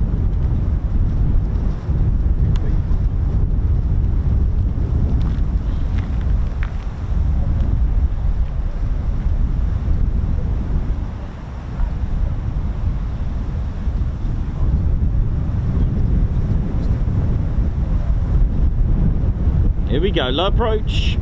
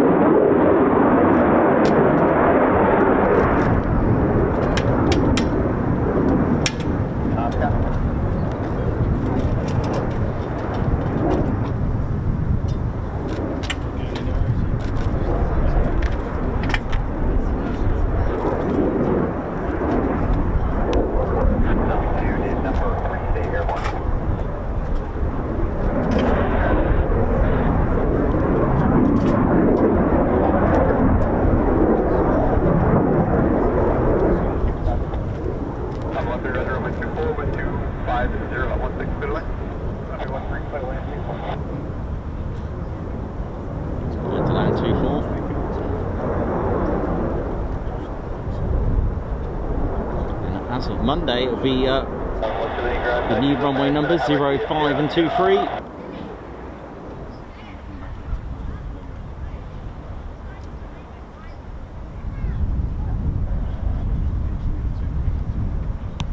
Had some wonderful departures today, something a little bit different.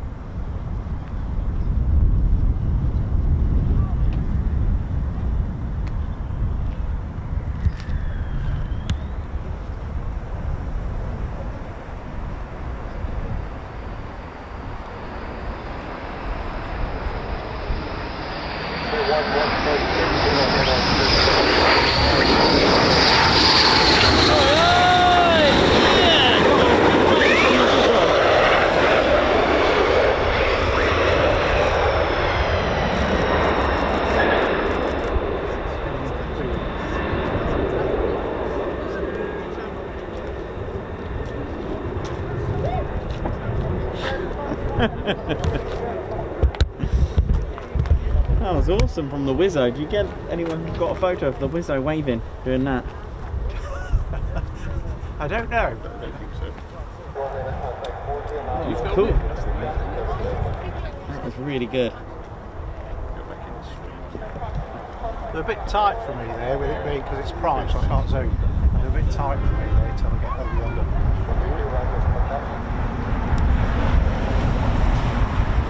You know how it is.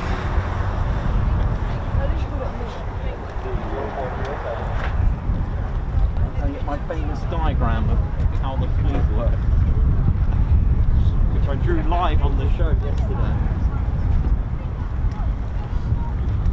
Apparently it's getting auctioned. There's a £20 bid on it.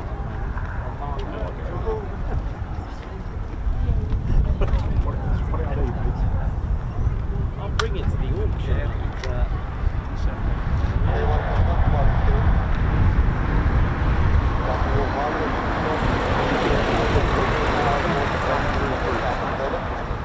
Where is it?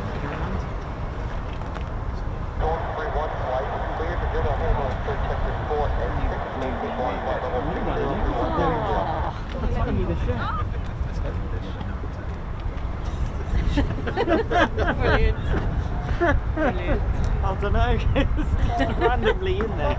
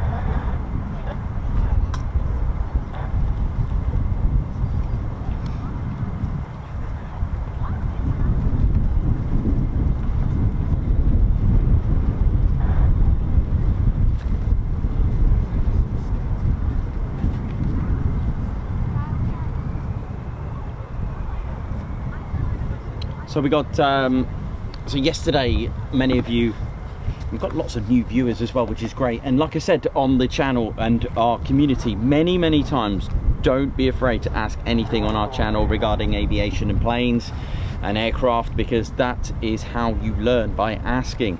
We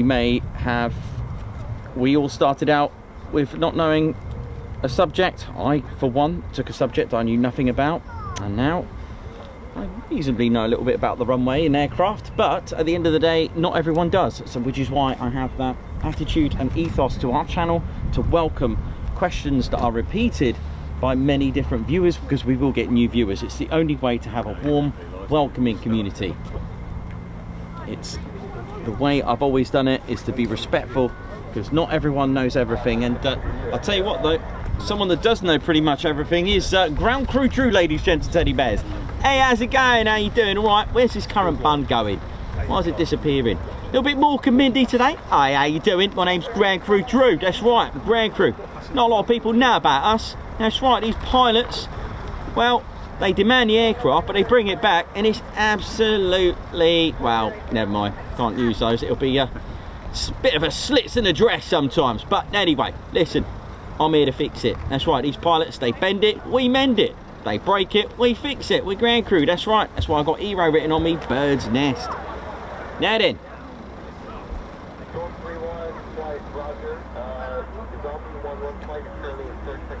Just making sure Nikos is not going to miss anything. Now someone's asked about the FWEEP. Well, here we go, look at this little drawing in. Look at this, the FWEEP. Beautifully drawn by Nikos. Now what he's done, the Pratt & Whitney F100 229 engine, he's done a little, there it is, that's the front, that's where the intakes are, and that's the back, the nozzles, yeah? And he's done a little section, so thanks Nikos for holding that so I can... yeah, you're welcome, Drew. Yeah, no, thanks Nikos. Sign there. Margot's got a £20 bid on it so far. What is a FWEEP and what does it do? Well, it's on the F-15E Strike Eagle. Alright, and this is a little cross section. This is the whole engine. Now you see these, you can see that actuators, look, the nozzle actuators. Can you see that?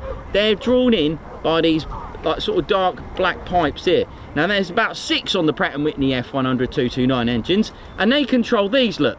At the back of the engine, they'll open up, and then when you see them move and open and close, they make the FWEEP sound. It's the air that's making them move up and down. So basically, just before departure, they go really small like this. That's the back of the engines, like the exhaust, the nozzles. And then when it opens up, because of the afterburner, it needs all that room to control that afterburner. It makes the FWEEP sound. So every time it opens and closes, it goes FWEEP, FWEEP, FWEEP, FWEEP, FWEEP. And that's the nozzle, that's the actuators for the nozzles. There's about 6 of them on the engine, and they create air which move this. Really important though, a little bit of a safety thing, because if it doesn't open and close like this properly, in the sky it can cause a lot of issues with the engine, and it can cause it to stall because there's no compression in there.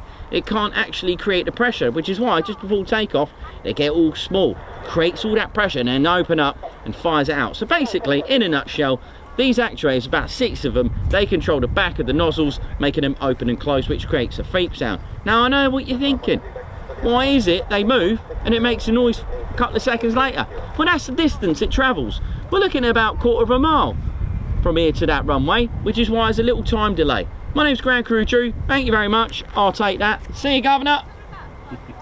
Thanks a lot, Drew. £25 is the bid now. Oh, it's 25. Margot. Oh, Margot, thank you very much.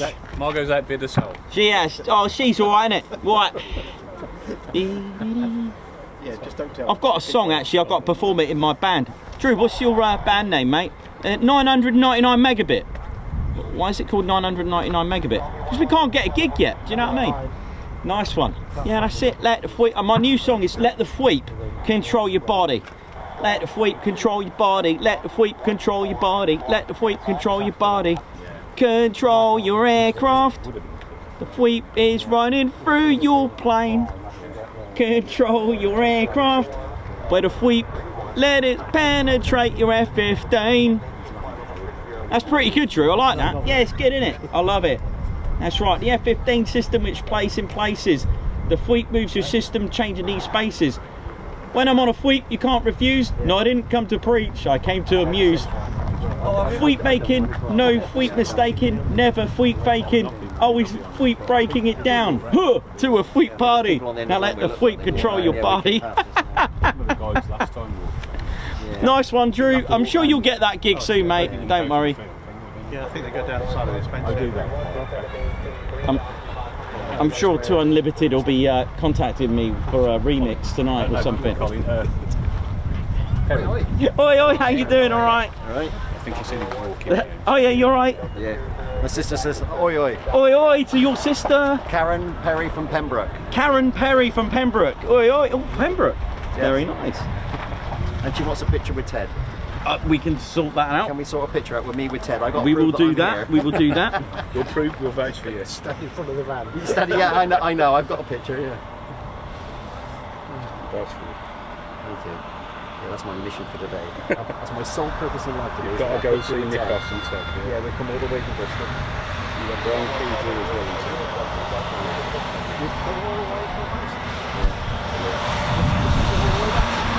Oh yeah.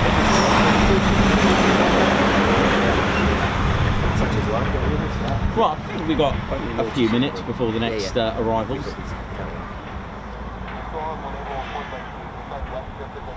good to come on Friday anyway. It sounds like they're coming back. Of course. Let's ride. Hope you're all good, lady Shens. Teddy Bears, Ted Coningsby channel. I can see another FWEEP t-shirt down there actually. Yeah, I think they've mostly... Another FWEEP t-shirt, loads of FWEEP t-shirts going around. Yeah, not. I think the cloud's been too low, so I think most of them. They aren't bothered. So yeah, the Ted Coningsby channel on Friday, the way to start your weekend with Ted's Quick Climb Friday. Like I said, they don't always do it on a Friday. The weather gets the final say with respect to the clouds and what's going on and visibility, that kind of thing. So don't forget, it's not always on a Friday. You also have to take note of US federal holidays as well. It does affect Lakenheath because literally it is America over there, even down to the paper. They don't use A4, which I got kind of confused. And the gentleman that was doing the framing for Ted's certificate, because we're like, yes, A4, but no, the US letter size is actually slightly different. It's a little bit smaller, I think, or narrower, shall I say. Same, I think it's the same height, just a little bit narrow, which completely threw us out. We were like, oh dear, that's not going to fit. So do take note, but like I said, it's pretty cool to have that. Even down to the paper. Yes, sweepster. And Ted did a let the sweep control your body. Oh man, I think he's gonna do a collaboration with that band, Too Unrestricted. Toilets would be Tesco's. Yeah, I think we've got to do a new band. Yeah. Too Unrestricted. Yeah. But there are some, I think there's some public toilets in Lakenheath Village. Oh, nice one. There's a little car park. There's a co-op, isn't there? But I think that's probably a notice closest proper facility. Yeah. Or maybe, as you say, Tesco's. Yeah, Tesco's would be. That's probably closest, isn't it? Yeah. What's that, left at the lights? Yeah, left at the lights. You just basically follow it up and it's on the right hand side. Yeah. As I said to my friend, oh, were they? I used to come through here about midnight. Oh yeah. I used to work. I used to work for Norwich Union. Oh okay. Yeah. So I used to come up the night on Sunday night. Already, so come blasting through here at night. Never really stopped. Never stopped down. at Photos. You good though, yeah? We came up overnight. Just a little bit, it's probably from that. Managed to get in just inside the door there. Brilliant. That's mine down there. That second car around. Oh, initial. You can usually park in the lane. Yeah. But obviously then you have to Chaos. Initial already. Oh, 4 of them. Where did they come from?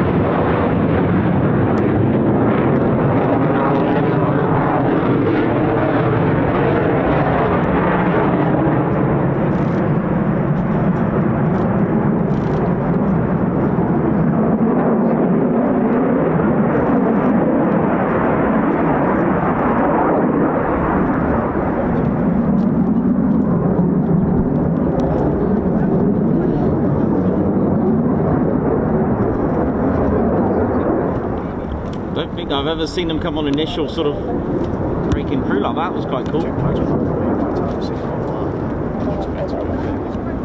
Clear low approach, it's showtime.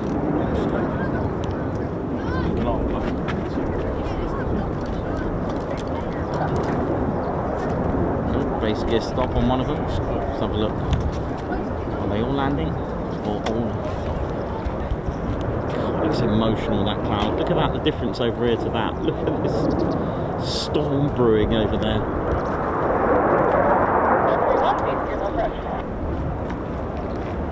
Some low approach, some landing.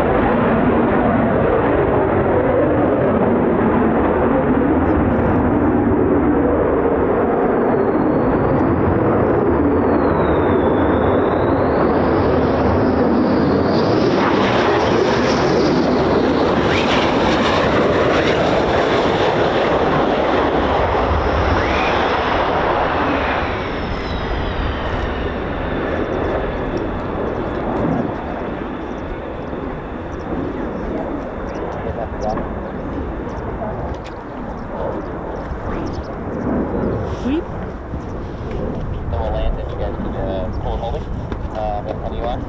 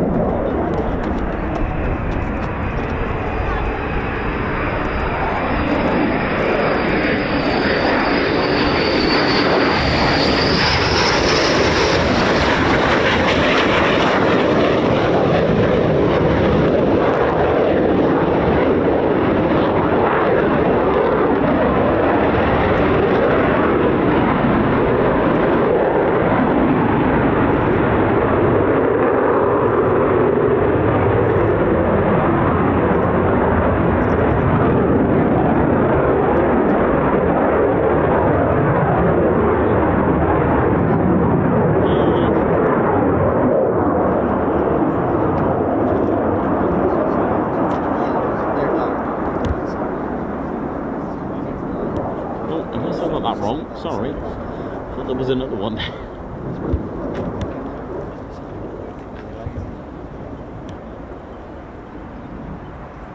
Oh, there was. Okay, cool.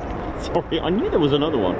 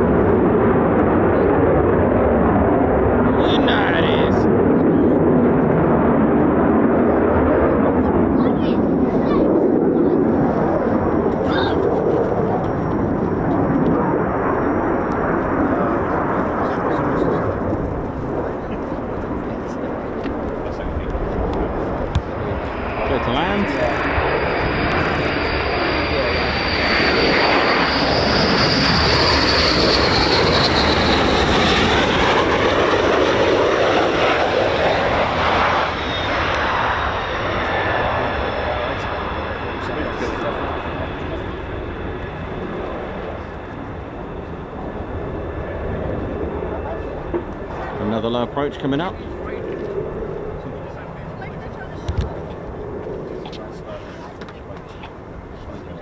My boss used to say, which airfield are you at today? Yeah, he knew what I was doing. You don't mess your top salesman around. Yeah. When you helicopter around Switzerland, they don't tell you you're doing something wrong. Yeah. Oh, it was, wasn't it? God, many of these spots. Hotels in the world. Me and my wife got weekends, and there were like 20 of us going off for the weekend. Don't do any of that anymore. 3 helicopters came up. We were on the Icemere Glacier, and 3 helicopters came up and then took us around the mountains down to Interlaken. Here we go. Low approach.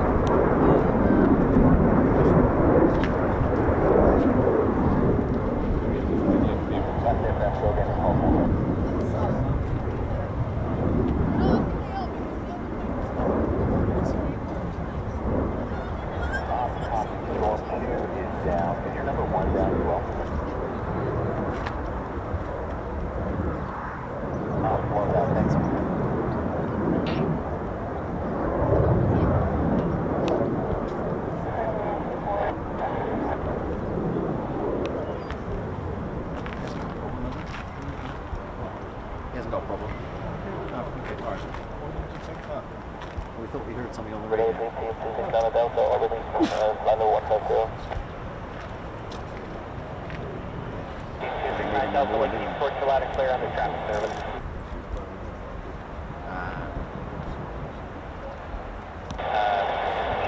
Would you want to have the 51st of the two of you? Tune yourself in, that's American. Oh. We don't over our way, we don't get American, do we? Yeah.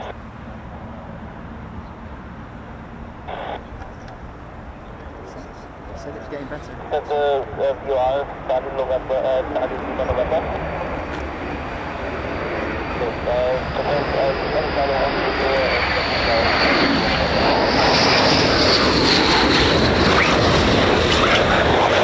Nicely done, look at this.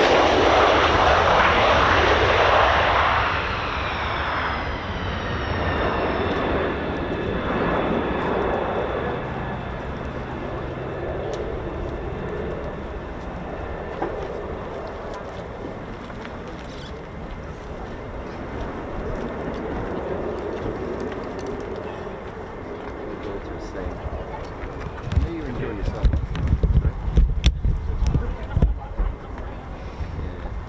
I had a mistake at the bar last night. I had 2 pints lined up on my plate.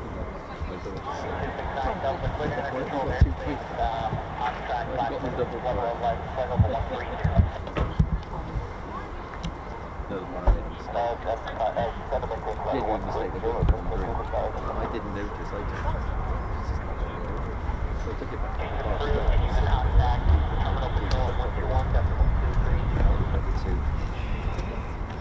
Yes, it was. Take off. I didn't know. Said to take off.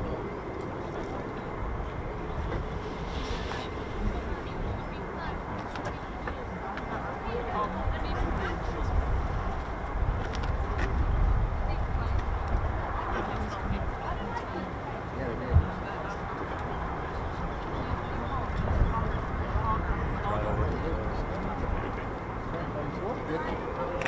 That'll give us money then.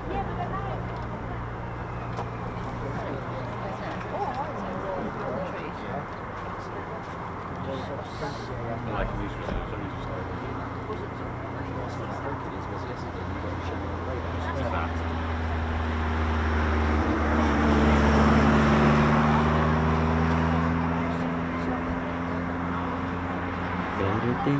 Hope you're all good, ladies, gents, and teddy bears, and enjoying the show. Welcome to the Ted Coningsby channel.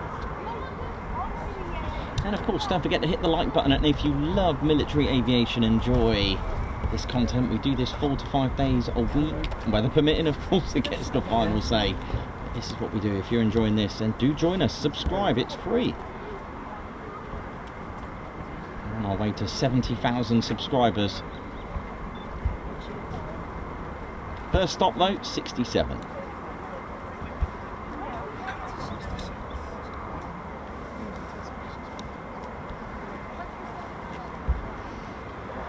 It's gone quiet now, isn't it?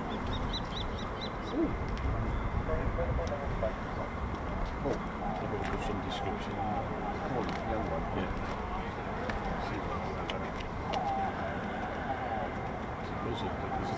It's a smaller hawk as well. Everybody's looking this way. Better not mention hawks because. No, because but I did well on my training. I did well though on my hawk since training. Valley, haven't you? You've been okay since Valley. Yeah, I went to Valley to get my hawk training, and I didn't miss one. And then I took that skill to. I nearly missed it at Potluck, but I got him. I did failed beautifully at RIAT. I know, an air show, and I missed hawks.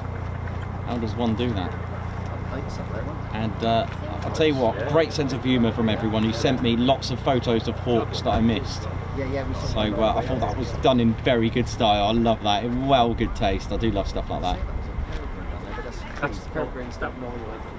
So 5.5 miles away the backwards crow flies is RAF Mildenhall. serving up It's obvious. the petrol station, the gas station of the skies, basically. And of course, not forgetting the 752nd Special Ops, who fly the CV-22 Osprey and the MC-130 Commando 2. A souped up C-130 Hercules, basically.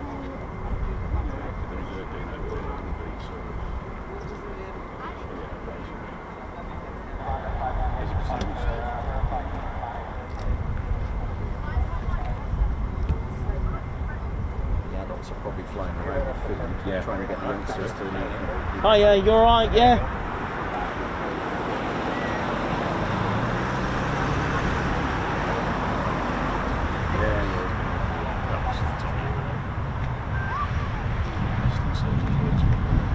Hope you enjoyed the show so far, and hope you enjoyed the week, because it's been incredible. Ted and I are off to Duxford on Sunday for a little chill out day. Don't forget to support the channel by subscribing. We are very close to 66.5k.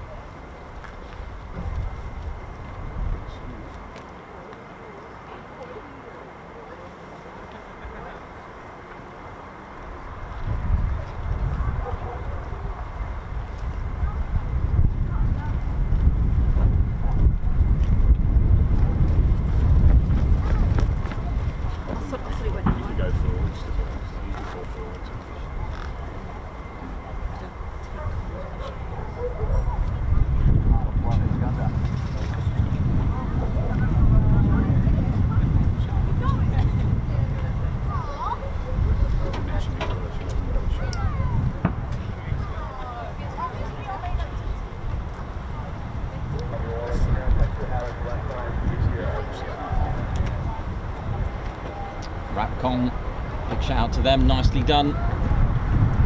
It's radar approach control, the communication squadrons in there looking after the skies, both arrivals and departures, who manage both Lakenheath and Mildenhall, as Mildenhall's 24 hours, and with both airfields being so close together,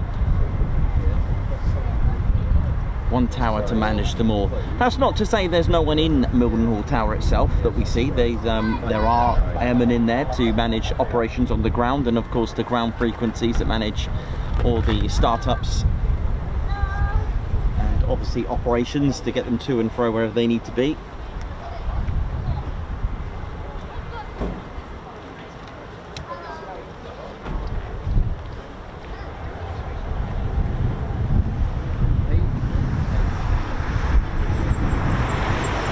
Linda Stigenga, how you doing? Thank you very much.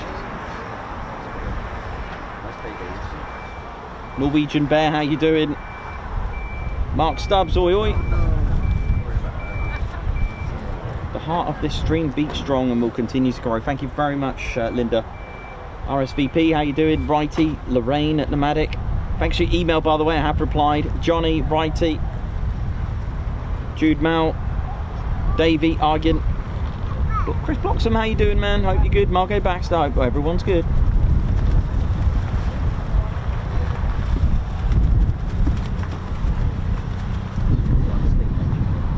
And a resident of RAF Lakenheath is our very own Lakey, who's always looking a bit vexed or confused. She actually came from Glastonbury. I know.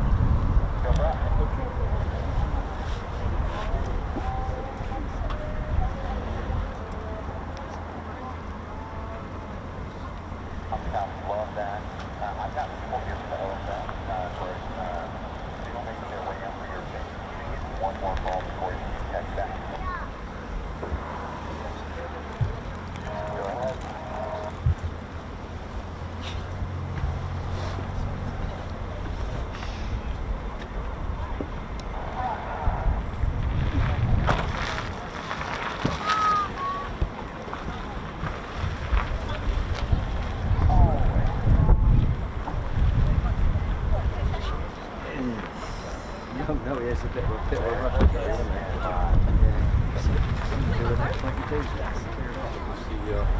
What time do the F-22s go? First lot 7. Oi, oi! Oi, oi, how you doing? Oh my God! First lot 7:20 and then an hour later for the others. Is it? Yes. How you doing, man? You alright? Yeah. How you doing? Yeah. I bought one of me as well this time. Sorry. Heather, how you doing, Heather? You alright? Yeah. You good?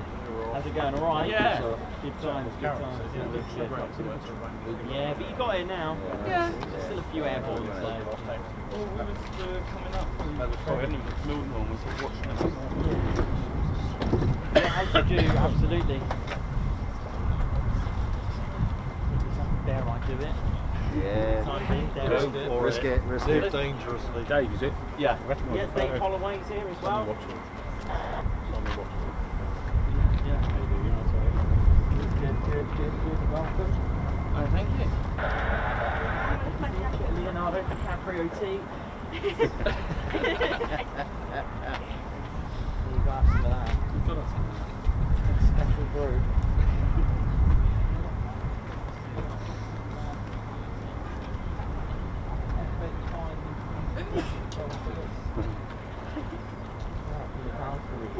Oh, nice. Because it's got spluffage in liquid form. Brilliant. See that spluffage in liquid form. There you go, just bung that in there and Valkyries. It's good. Yeah. Cheers with a cup of tea. Cheers.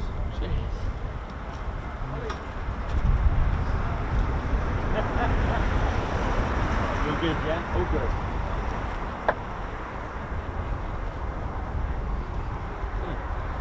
Did you say you wanted a picture for Can your I have sister? a picture of my sister with me and you and Ted? Almost got a similar accent to Reggie there. Where's that from? Is that Somerset, I'm a Somerset boy. I know, same as me. And we're the cider raffles. I know. Same as me. Western Superman. No, you know. Born there. Seriously. Western Super Bash.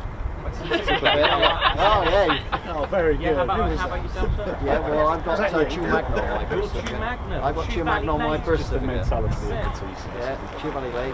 If it rolls with Bishop Sutton, I lived in Bishop Sutton. I lived in Bishop Sutton most of my life. Yeah, I used to stay at the new. I used to live next door to the new inn at Blackburn. Yeah, all that. Yeah. Let's grab a photo. The Somerset crew. Yeah. Can you take a? Yeah. Yeah, that's where the ciders. If it doesn't taste like fermented rat, then then it's not good. It's only got to have a few rats in it.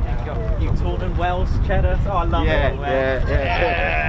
Not a similar one, I think. I've probably got to take one. Okay. Thank you very Cheers, much. mate. Thank you. No, Yeah, what's good your to name? see you. Oh, I'm Dennis. Dennis. Nice to meet you, Dennis. Yeah. Dennis from Chew Magna. Nice little pubs around there as well. So I've got the rest Well, it used to be a Michelin. They turned it. actually after coming out there. Well, I was born next door to the place that turned into a Michelin star. They like Josh Jacobs and Oh, those yes. fancy chefs Yeah, that come the on. fancy I was chefs. born in the cottage next door to his Really? place. Yeah. But that was many moons ago. Yeah, many moons. Cool. And they had horse and carts. Yes. different You're on, yeah? Yeah, really. Definitely. Loads of stuff. actually. Yeah, I'm free now. Let's go for it. We ought to have a horse and cart with them. The roads are the same What, with my anyway. bed? Yeah. And my Yeah, bed? Your bed? Yeah, you can do the picture with the bears. Yeah, Why sure. not? Picture with the bears. Let's do this. Anyone? Do you like my ladder out the background? Are you alright? Well, I thought we might have had the van at the background. Yeah, do you want the van as the background? Let's Oh, do the yeah. van. Yeah. What's your name? Heather. Heather, nice to meet Heather you. Holloway. Heather Holloway. One for Hang on. Cover my There we go. Nice one. Right, now let's do a Oh, swap. you got the pin badges on there? Yeah. Yeah. Nice one. And some aircraft Cool. as a bonus. Now we do a swap. Oh, we're using your phone. Careful. Bear. Dangerous bears world, in the main main spotted. Dangerous world. As I say, come to the plane, stay to the bears. Yeah. Oh, so that was a bonus as well. Nice one. There you go. Nice one, Dave. No, you're welcome. Right. Right. It's,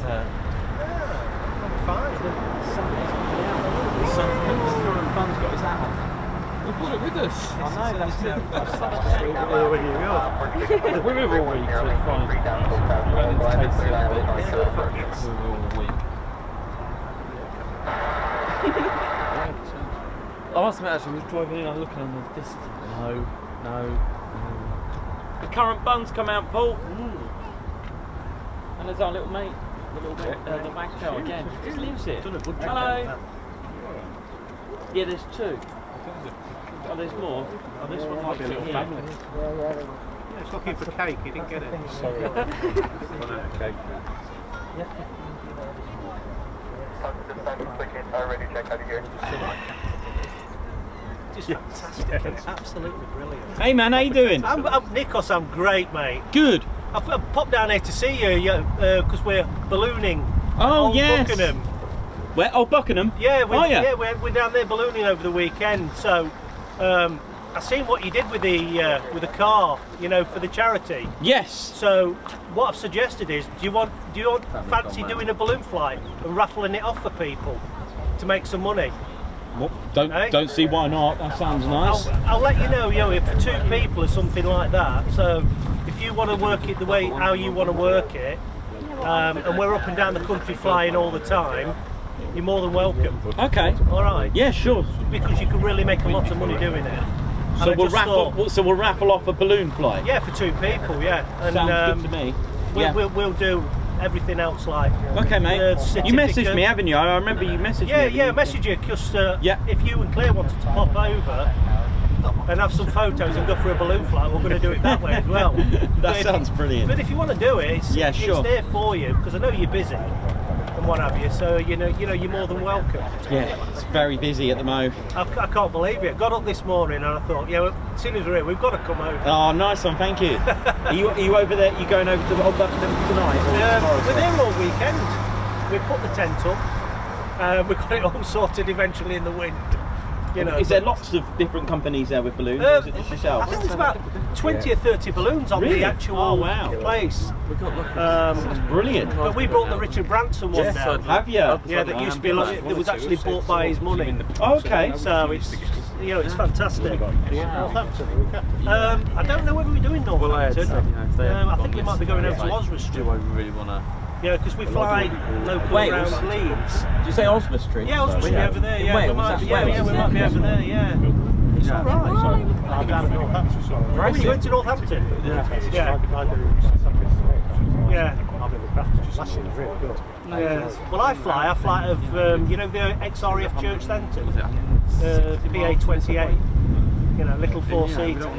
Nothing compared to these. That's cool, man. PA28, nice. Yeah. But those F-22s the other night when you were filming was just absolutely... When they arrived, the arrival light was beautiful. It was just perfect, wasn't it?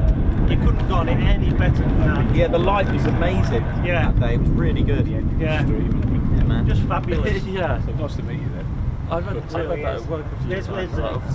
Gone on flight. Where is it your base? So close together these days. All right. No, first time I met Nick was It's about an hour away from the main sort of base, so it's quite convenient. She was at school. I'm going down there. I was at Mac the other day. Yeah, MacLuke was good. It was good fun. Yeah, I was there. That was quite nice. I knew that was good. It's not dodgy, but Bit of luck needed, but you got it. As soon as it's valley, I was thinking, hopefully Max to get to Lafayette. yeah, and there, it was too tempting not to. It runs from the edge. Too tempting. I was like, yeah, go on. I was supposed to have a day off Tuesday, so I thought, go Tuesday, yeah, a day off Wednesday. And, Yeah, it's slightly yeah, look wider, what happened. Yeah, slightly more lucky that we did. Yeah, great. I think we may have some kind of that. It's got to be. Go down and there's no clue where you're heading. How we doing, ladies and gentlemen? Hope we're all good. Enjoy today's quick time. In fact, hopefully you've all enjoyed this week. It's been a beautiful week. I know we spent a lot of time at Lakenheath. We've done 72 hours, let's say, at Lakenheath. You don't know where you're going. So 3 days, day 3 of 3. And as we finish up for the week, looking forward to a break, I'll be honest with you. Not that, it's absolutely thrilling, enjoyable. Tell me I'm in the right place without telling the. You won't expect it to be just fair enough. Oh, I thought I knew where it was. To be fair, stuff in terms If you'd like to find out where we are every week, we do have a schedule which gives you like a planner for the year, but it gets updated weekly on Sundays usually. And although it's on our website, on the YouTube community posts that we do every Sunday for no-TEDs, that's what you've got to look out for, the no-TEDs. Like no-TAMs, but We like to notify the airman where Ted is, hence bringing the luck. We wouldn't do it now. And the good thing about using the YouTube community, it will tell you any changes. I may have to implement this on our website as well. I'll see if I can find a way to put you any changes on there. But on the website, it does tell you to click the link and check the YouTube community in case of any changes there. Seeing the van over, I thought it was something particular. I'm sat at school, can do nothing about it. All the way from... I was, yeah. Still, you're here now. Been before? Not No. yet. Seen Tim? I'm not sure. I've met Claire. Hello, at RAF.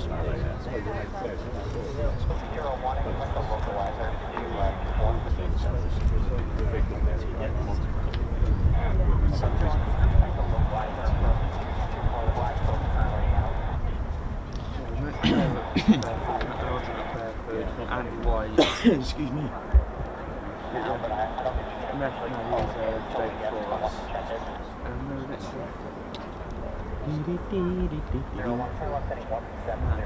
So you may have heard that in the background about the localizer. This is what the localizer looks like.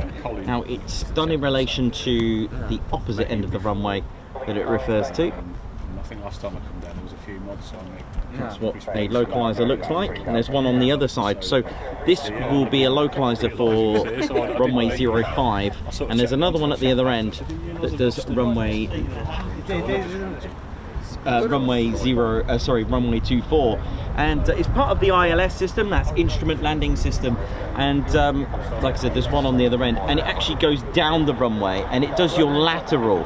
Now what is an ILS? Now, just to keep it sweet and neat and simple, they're basically frequencies which allow the pilot to be on the correct glide path to land at the glide slope. Now I'll explain that. It may sound a bit complicated, but if you imagine really bad weather, poor visibility, the pilot gets these little frequencies, and just to make it nice and basic and easy, the pilot's just got to line up these frequencies in the middle of like a diamond. Okay, so there's a lateral and a vertical. So imagine it's almost like a target. And what is the glide path? Well, it's like an imaginary path of 3 degrees from the actual glide slope where the touchdown is. So from here, what you do, if they were landing at 2-4, which they are, or 2-3 next week, imagine a 3 degrees going up, 3 degrees. It's like an imaginary path. So this is why when they're using the ILS, they're pretty much like, you could almost draw a line of all the aircraft, like if there's more than one of them, if they come in using the ILS. So what the so if I show you the okay. What? Charlie, thank you.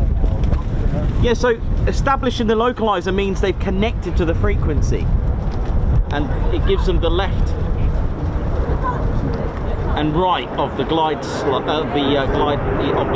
the center line, and then these things here, that's your vertical. That's part of the ILS as well.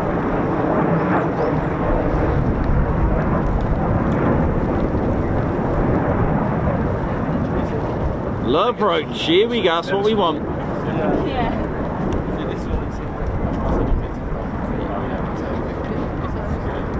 So F-35s, here we go, low approach. So you'll pay about 50 because you're a little bit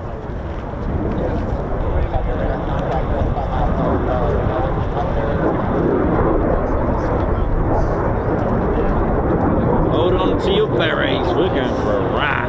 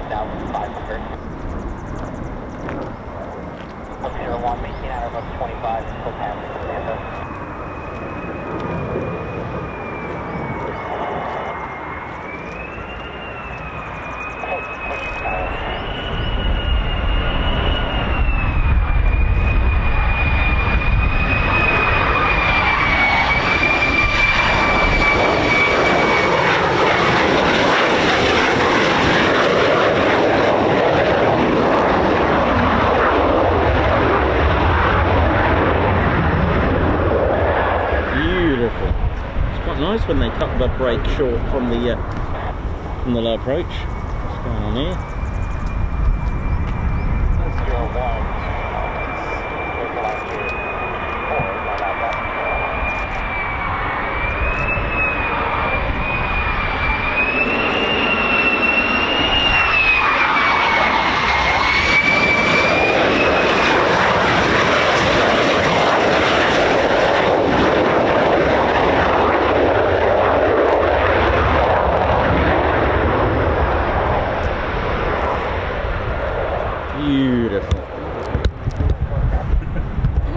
Yeah, so sorry about that, that was a little bit vague and cut short with the localizer. Like I said, it's got frequencies like a 90 hertz for the left of the centre line and about 150 hertz for the right of the centre line. And the pilot, once you establish localizer, they tune into the frequency. In fact, each airfield has a Morse code. There is actually a beacon that flashes in a Morse code so that they can, so the pilots can tune into the correct airfield. Quite important, especially when you've got two airfields or even three or more if they're close together. So that does your sort of lateral, and then you've got the vertical, the glide slope antenna as well. That does your vertical as well, so the pilot can see if they're too high or too low using the frequencies from the ILS. So this is all part of the ILS instrument landing system. So you've got a glide slope antenna and a localizer as well.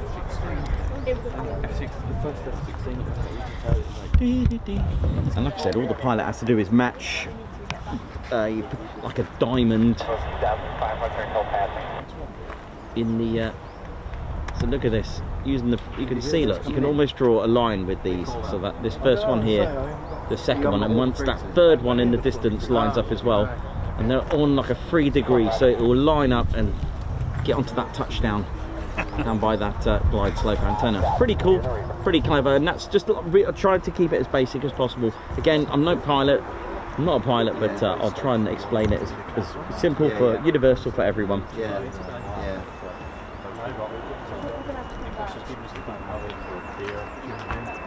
You heard something about it. I heard.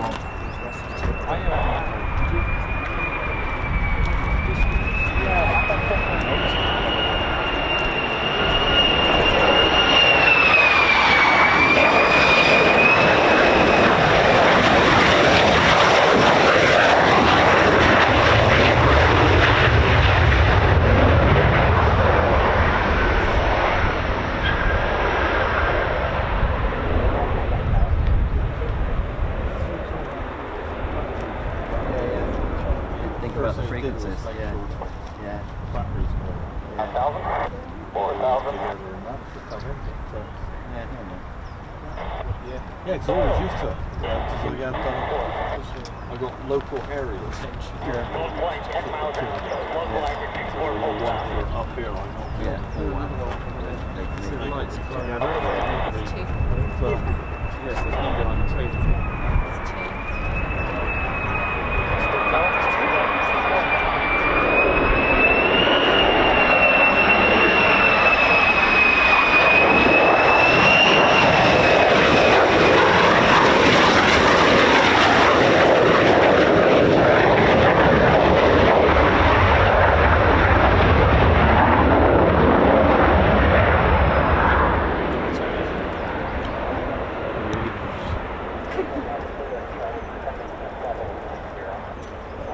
So yeah, if you hear Point Charlie, ladies, gents, and teddy bears, that's over those trees.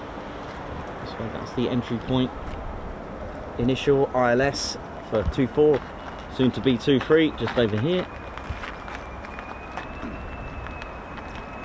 There's still another 2 to come in, and a few from Point Charlie very shortly.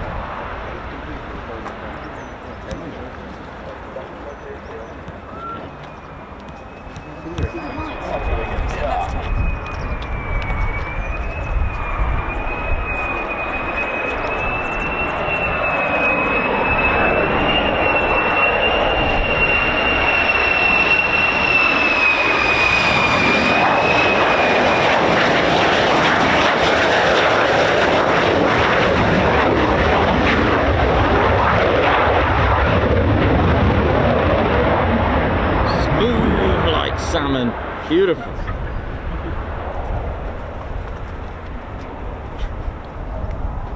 It's all good, that, wasn't it? Beautiful.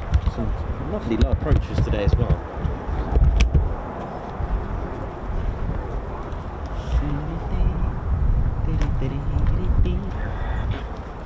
We should have our last, I think it's our last batch coming in. Extinguishers all down, cleared up.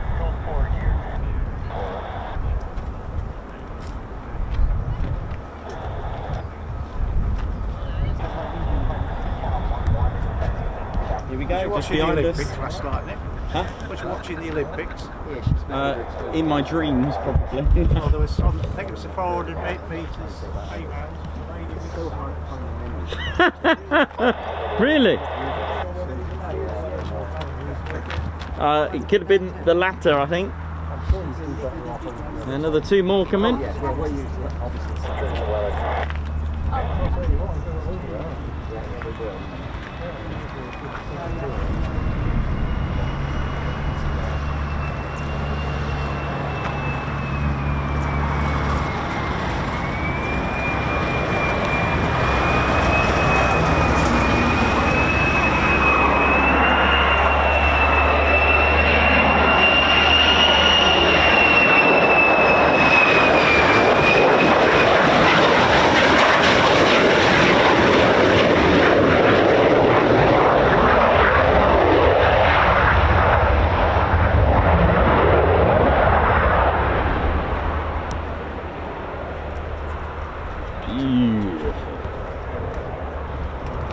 One more from our any more? No, there's another one after this as well. Maybe they're all using the ILS.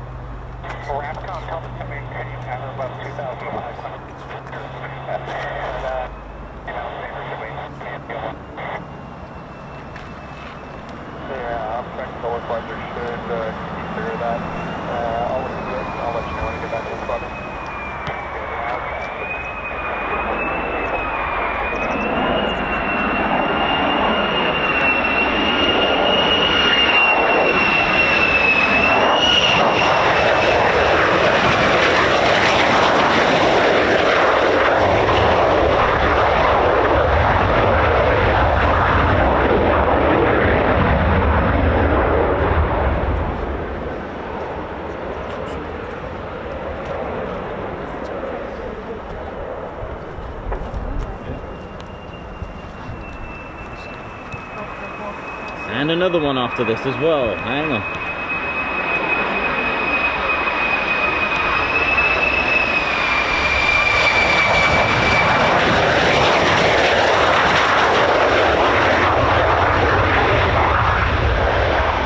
Certainly been a busy week for the 48.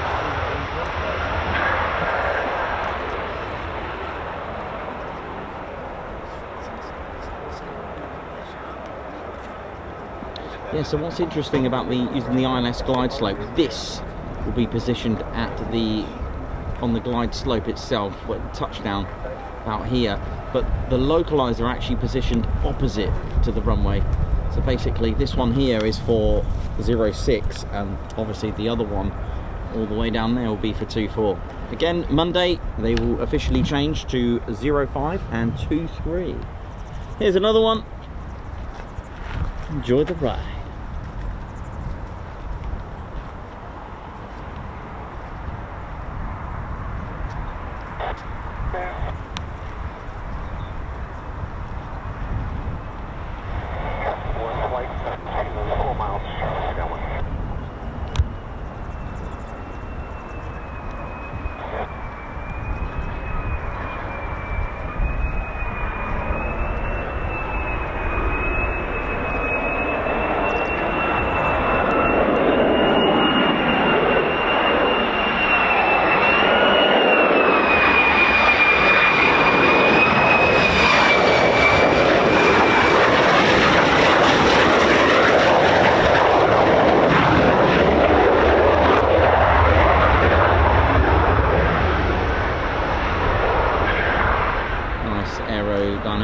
Using the aero brake, look at this. It's using the whole area space. It's a huge metal, well actually plastic parachute, or carbon composite. basically creating drag. And from Point Charlie, here we go, 4 miles out, which won't take long in F-35 times. Here we go. Well, that was quick.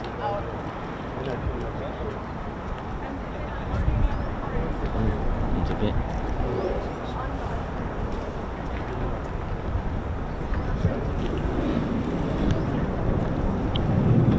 I believe these could be our last 2 of wave 1 from this morning's.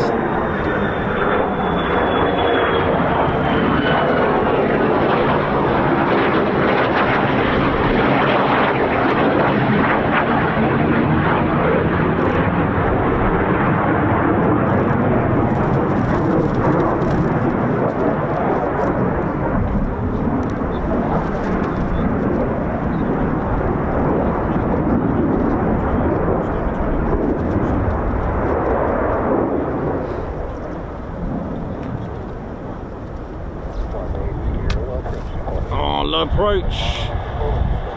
Yep.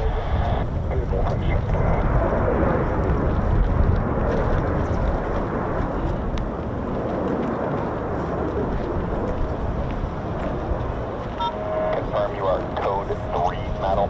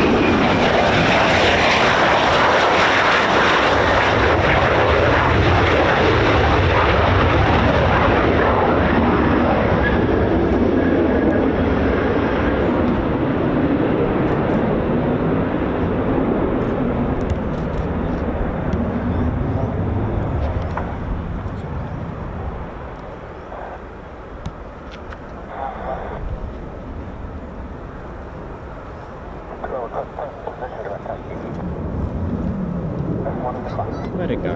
There it is.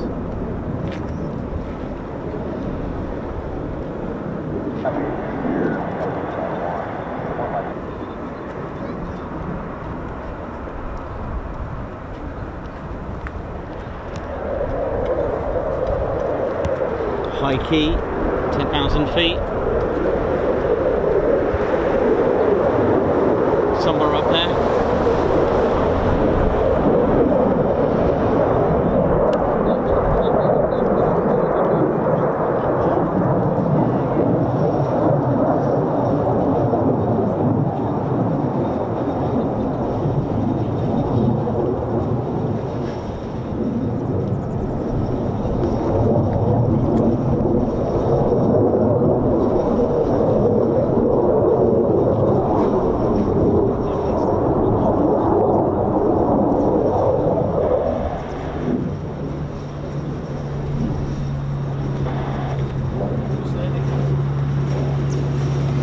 Yeah, that's cool. That's fine. I'll wait for it to go over.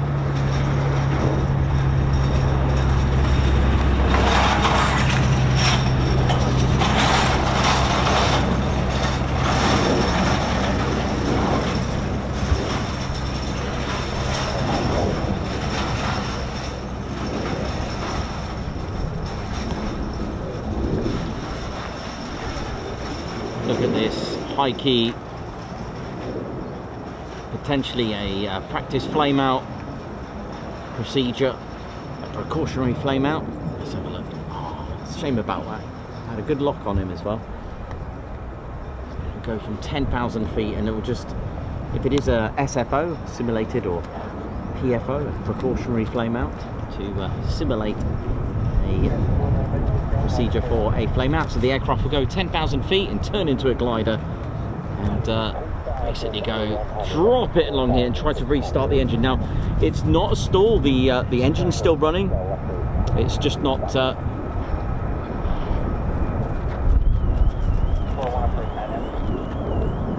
It's basically not creating any combustion, not having any flames coming out on it. Basically, no fire, shall we say? So it'll scoop up and. Oh God! Look, was that it there? Yeah, that's amazing. If that's it, scooped it all the way down there.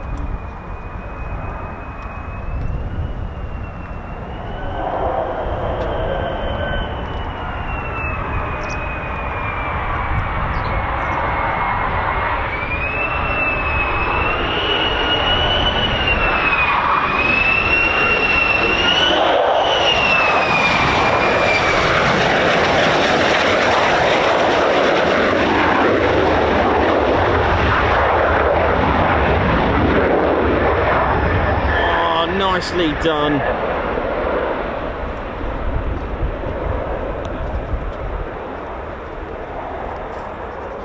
Check it out. Smooth.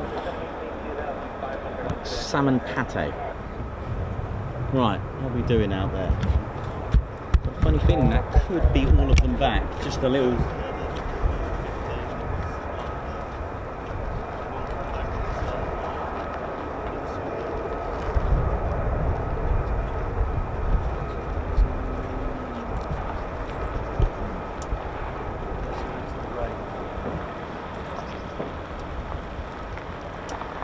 Yeah, it could be. Let's have a look.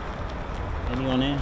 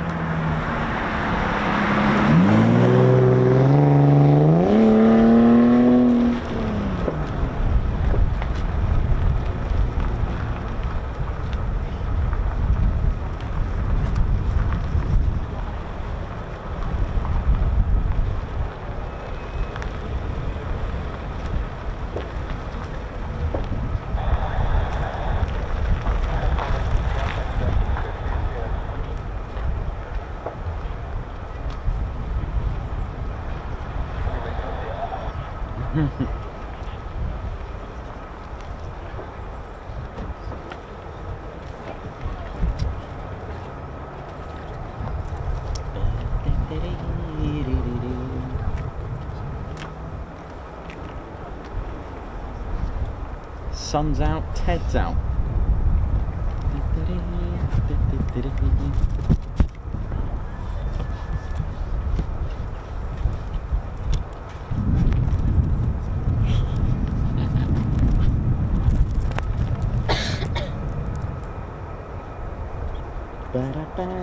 Bjorn Danielson, thank you very much for gifting 5 Ted Coningsby memberships. Thank you so much. Guards March, thank you. That's very kind of you, Bjorn, thank you. And another Guards March for Bjorn, who's but can't watch much next week, so an early 1-year member celebration for me. Thank you, Ted, Nikos, Claire, and all the others running this channel. Thank you very much for that kind words, Guards March, thank you.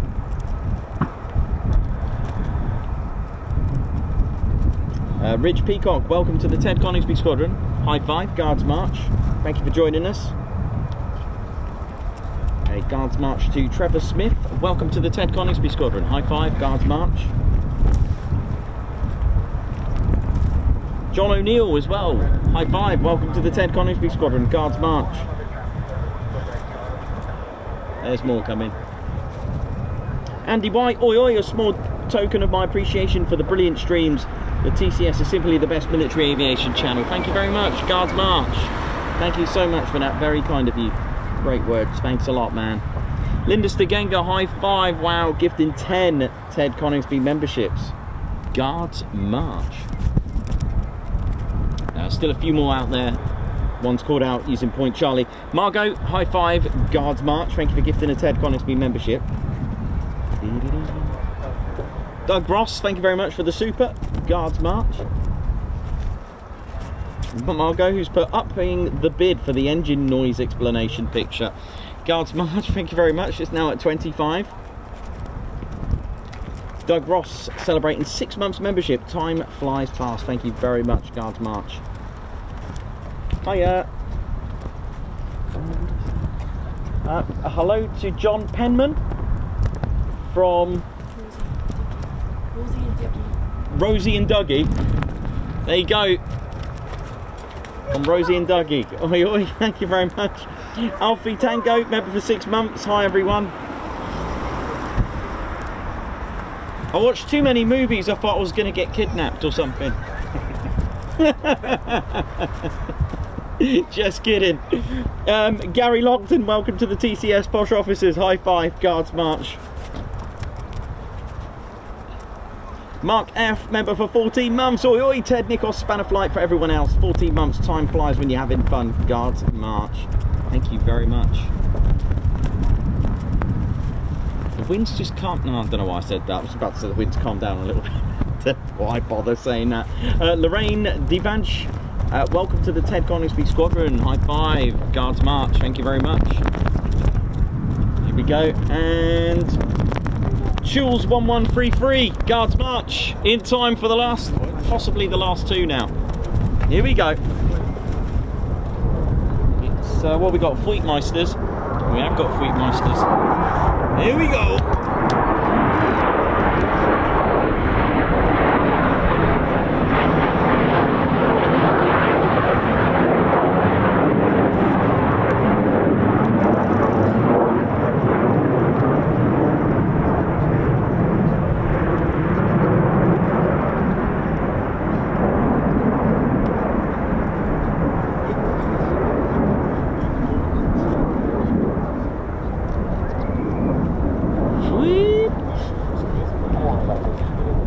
Low approach, here we go.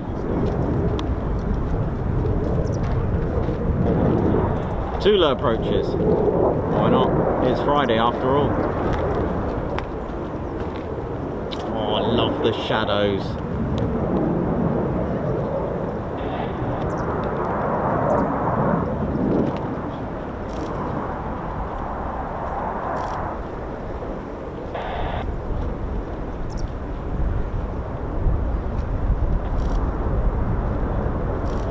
Skimming the tree.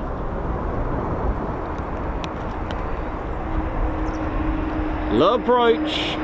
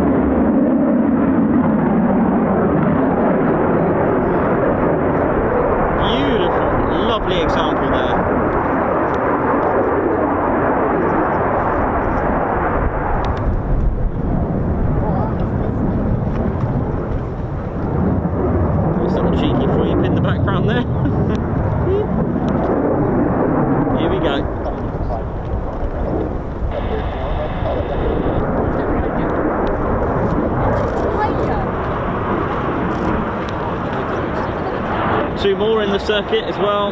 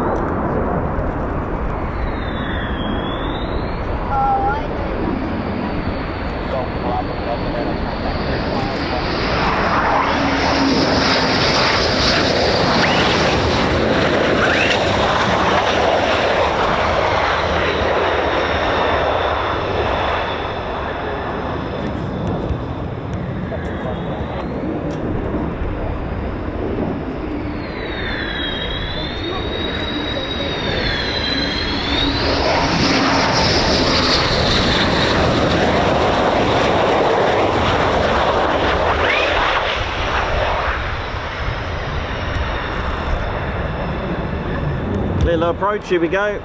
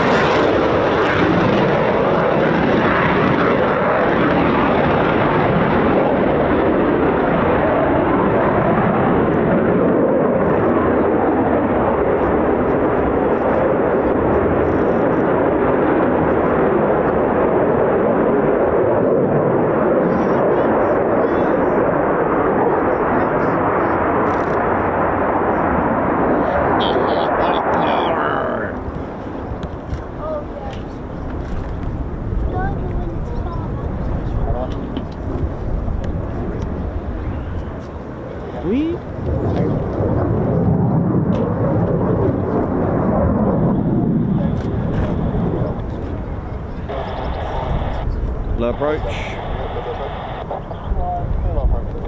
Two low approaches.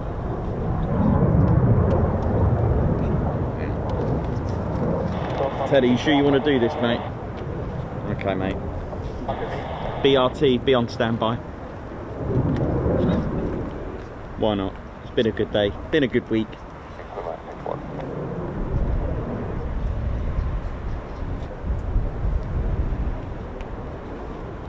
Was that clear to land to for then?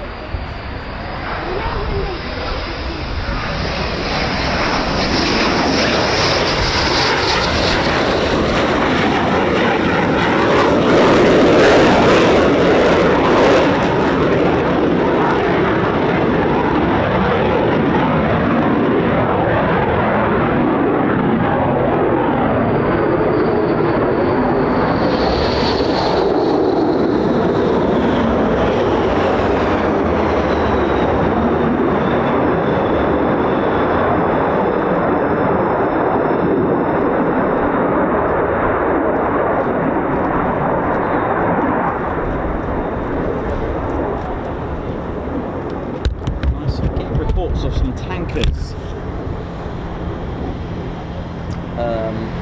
in the area.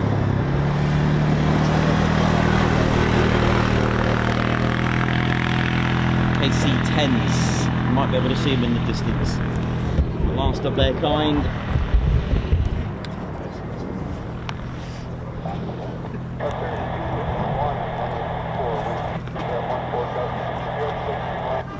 Cleared to land.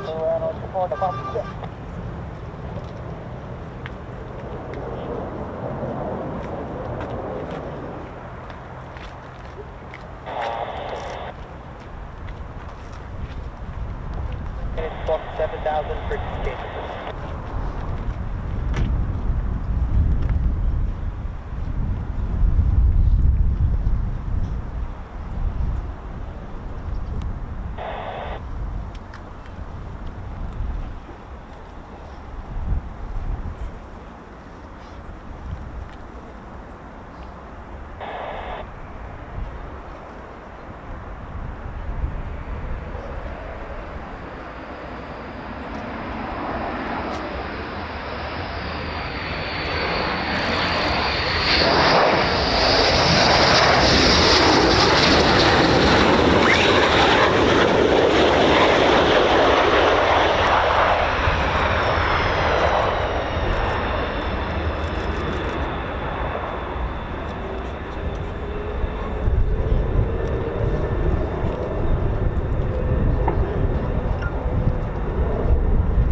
Beautiful.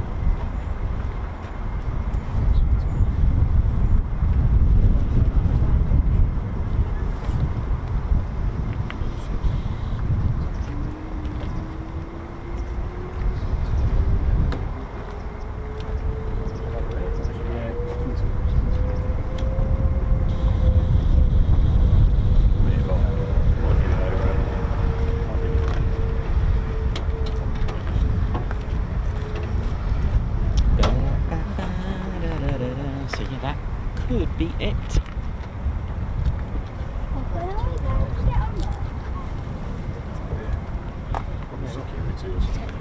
Well, so bad.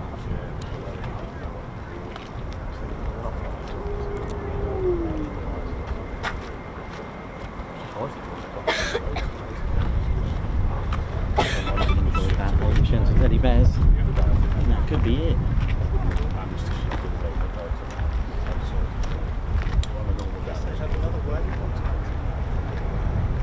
I'll be right back, ladies and teddy bears.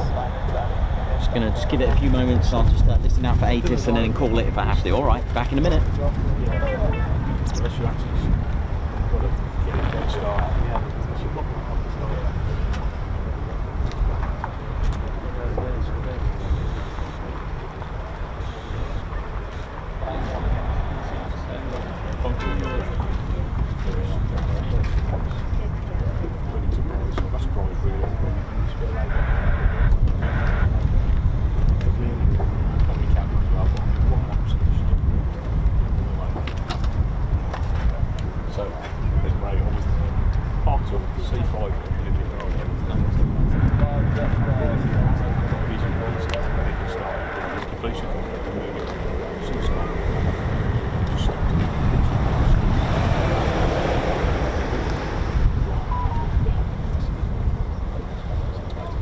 Oh yeah, yeah, sure. I'm coming down. How you doing? All right, kiddo. What's your name? Will. Do you want a photo? Okay. Hiya, you alright? Yeah, good, how are you? Good, thank you.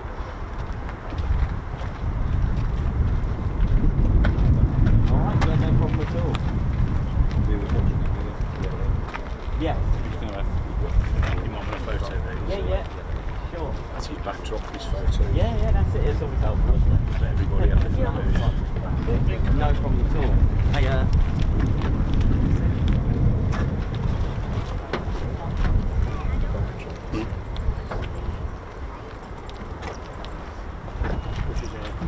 Yes. Let's get the stunt in there. I think they just walk down the track, to be honest. That's what they're not really doing. I think, yeah. From what I hear, because I've never been myself, from what I hear, I think the gents, I think, managed to find somewhere a little bit closer. But I think the lady will have to go a little bit just away from the crowds a bit. That's all. Yeah. No, I think you just, yeah, they do go down there. Yeah, George. Anything that? Okay, well, no. Yeah, because I've seen there's quite a few on the chat on the stream of us. Between seasons as well. So, yeah. I know there's other females on there who've been on this season, they just go further down. Yeah, so they just go. Oh no, yeah. But they just say if you get out, they're never in trouble. Away from the big lenses. Further you go away.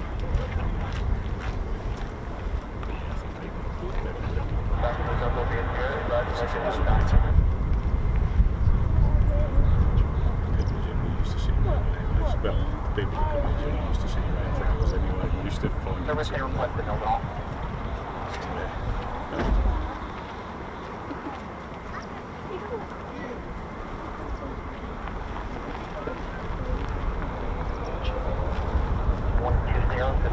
Flight level 60, vectors 4 the ILS.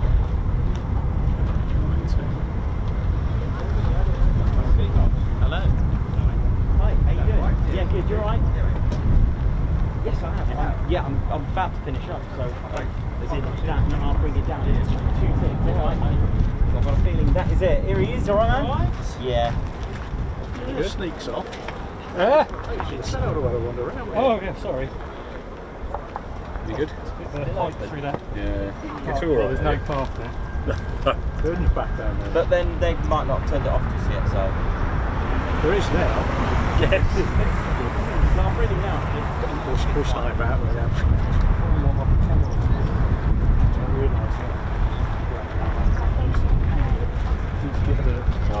Rotten milk.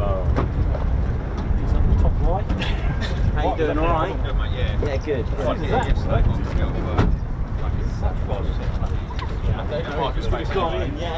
I'll bring it. That's the trouble, isn't it? They're brilliant. Don't get me wrong. You've got to know how to. Having all those different codes.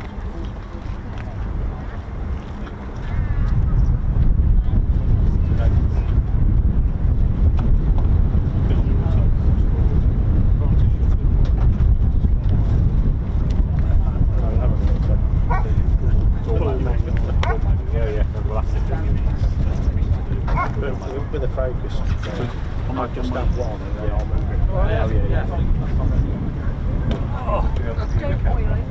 Oi, oi. You're on this side, right? Yeah. Dave Holloway. Huh? Dave Holloway and Perry. Probably going to be as Perry's best man.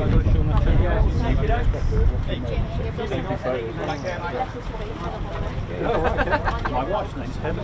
We've got all those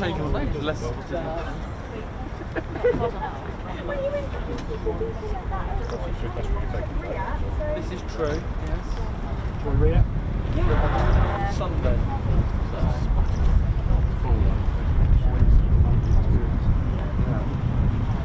Well, wouldn't have. I'll have to use on this. I'll get it somewhere near.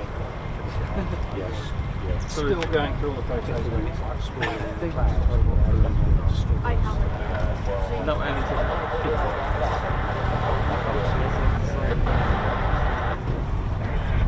Living right at the end of the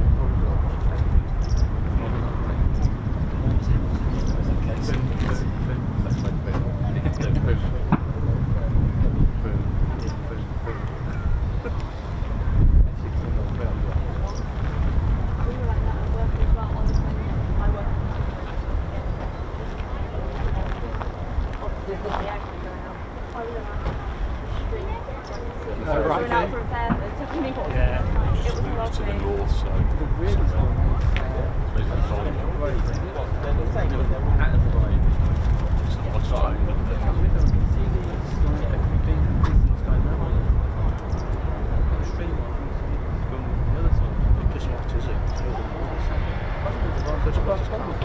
yeah, well, it's John's campsite, so Pollard's Lake.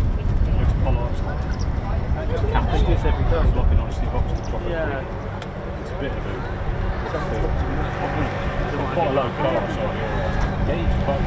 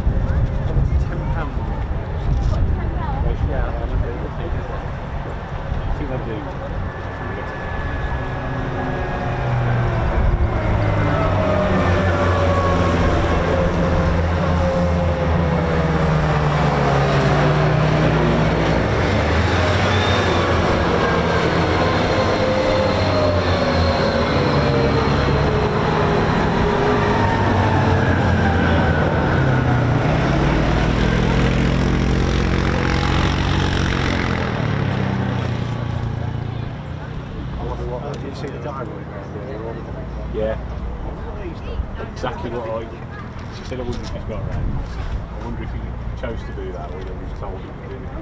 Obviously, you're not to know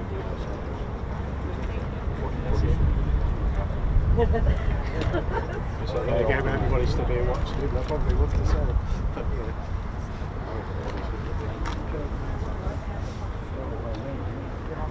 Yeah, we had that.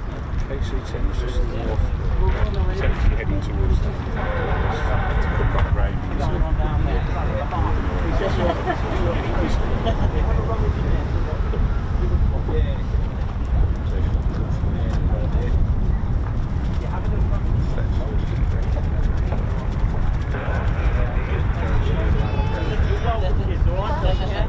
I'll be down in a bit, I'll just end the show up. Right, how we doing, ladies, gents, teddy bears? So that is it for our week. Kickoff, AC-10, just in the blue behind you. Yeah, they're coming in, aren't they? I'll probably record it. Gonna just wrap this up, ladies, gents, and teddy bears. Thank you for an absolutely amazing week. It has been incredible, and reports of a KC-10 as well. What I'll do, I'll record it. Whereabouts is it? Just in the blue, the bit of blue between the clouds. Just gone into the clouds. I'm not used to seeing blue skies. I know.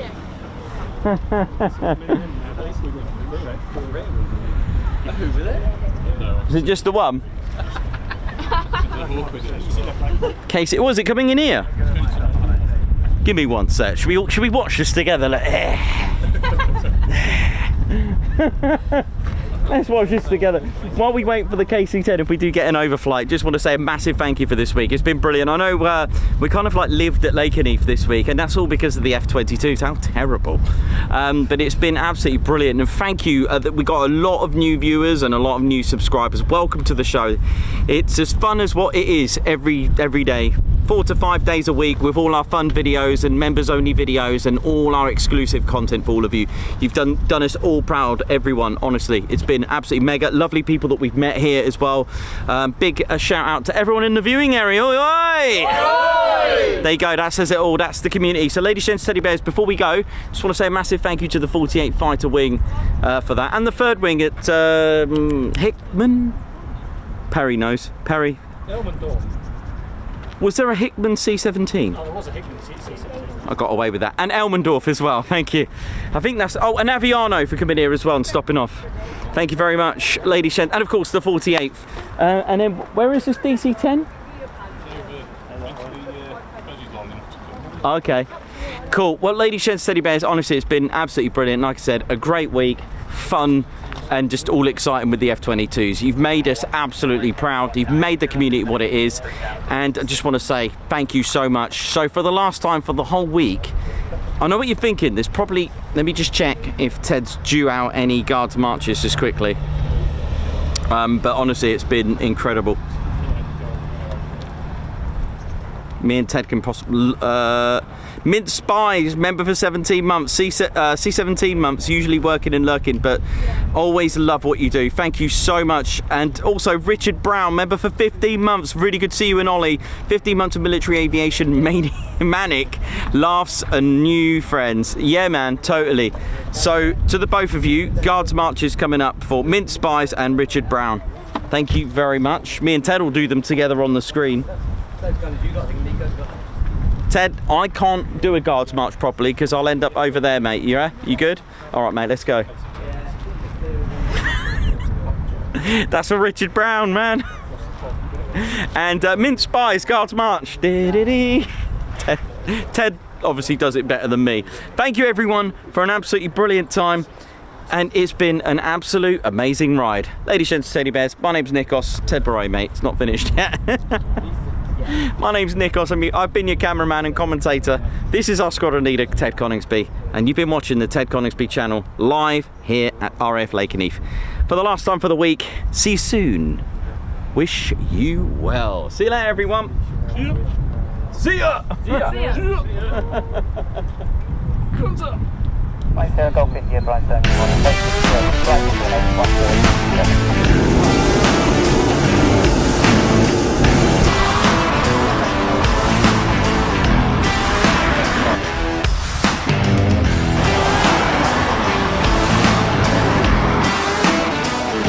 Right.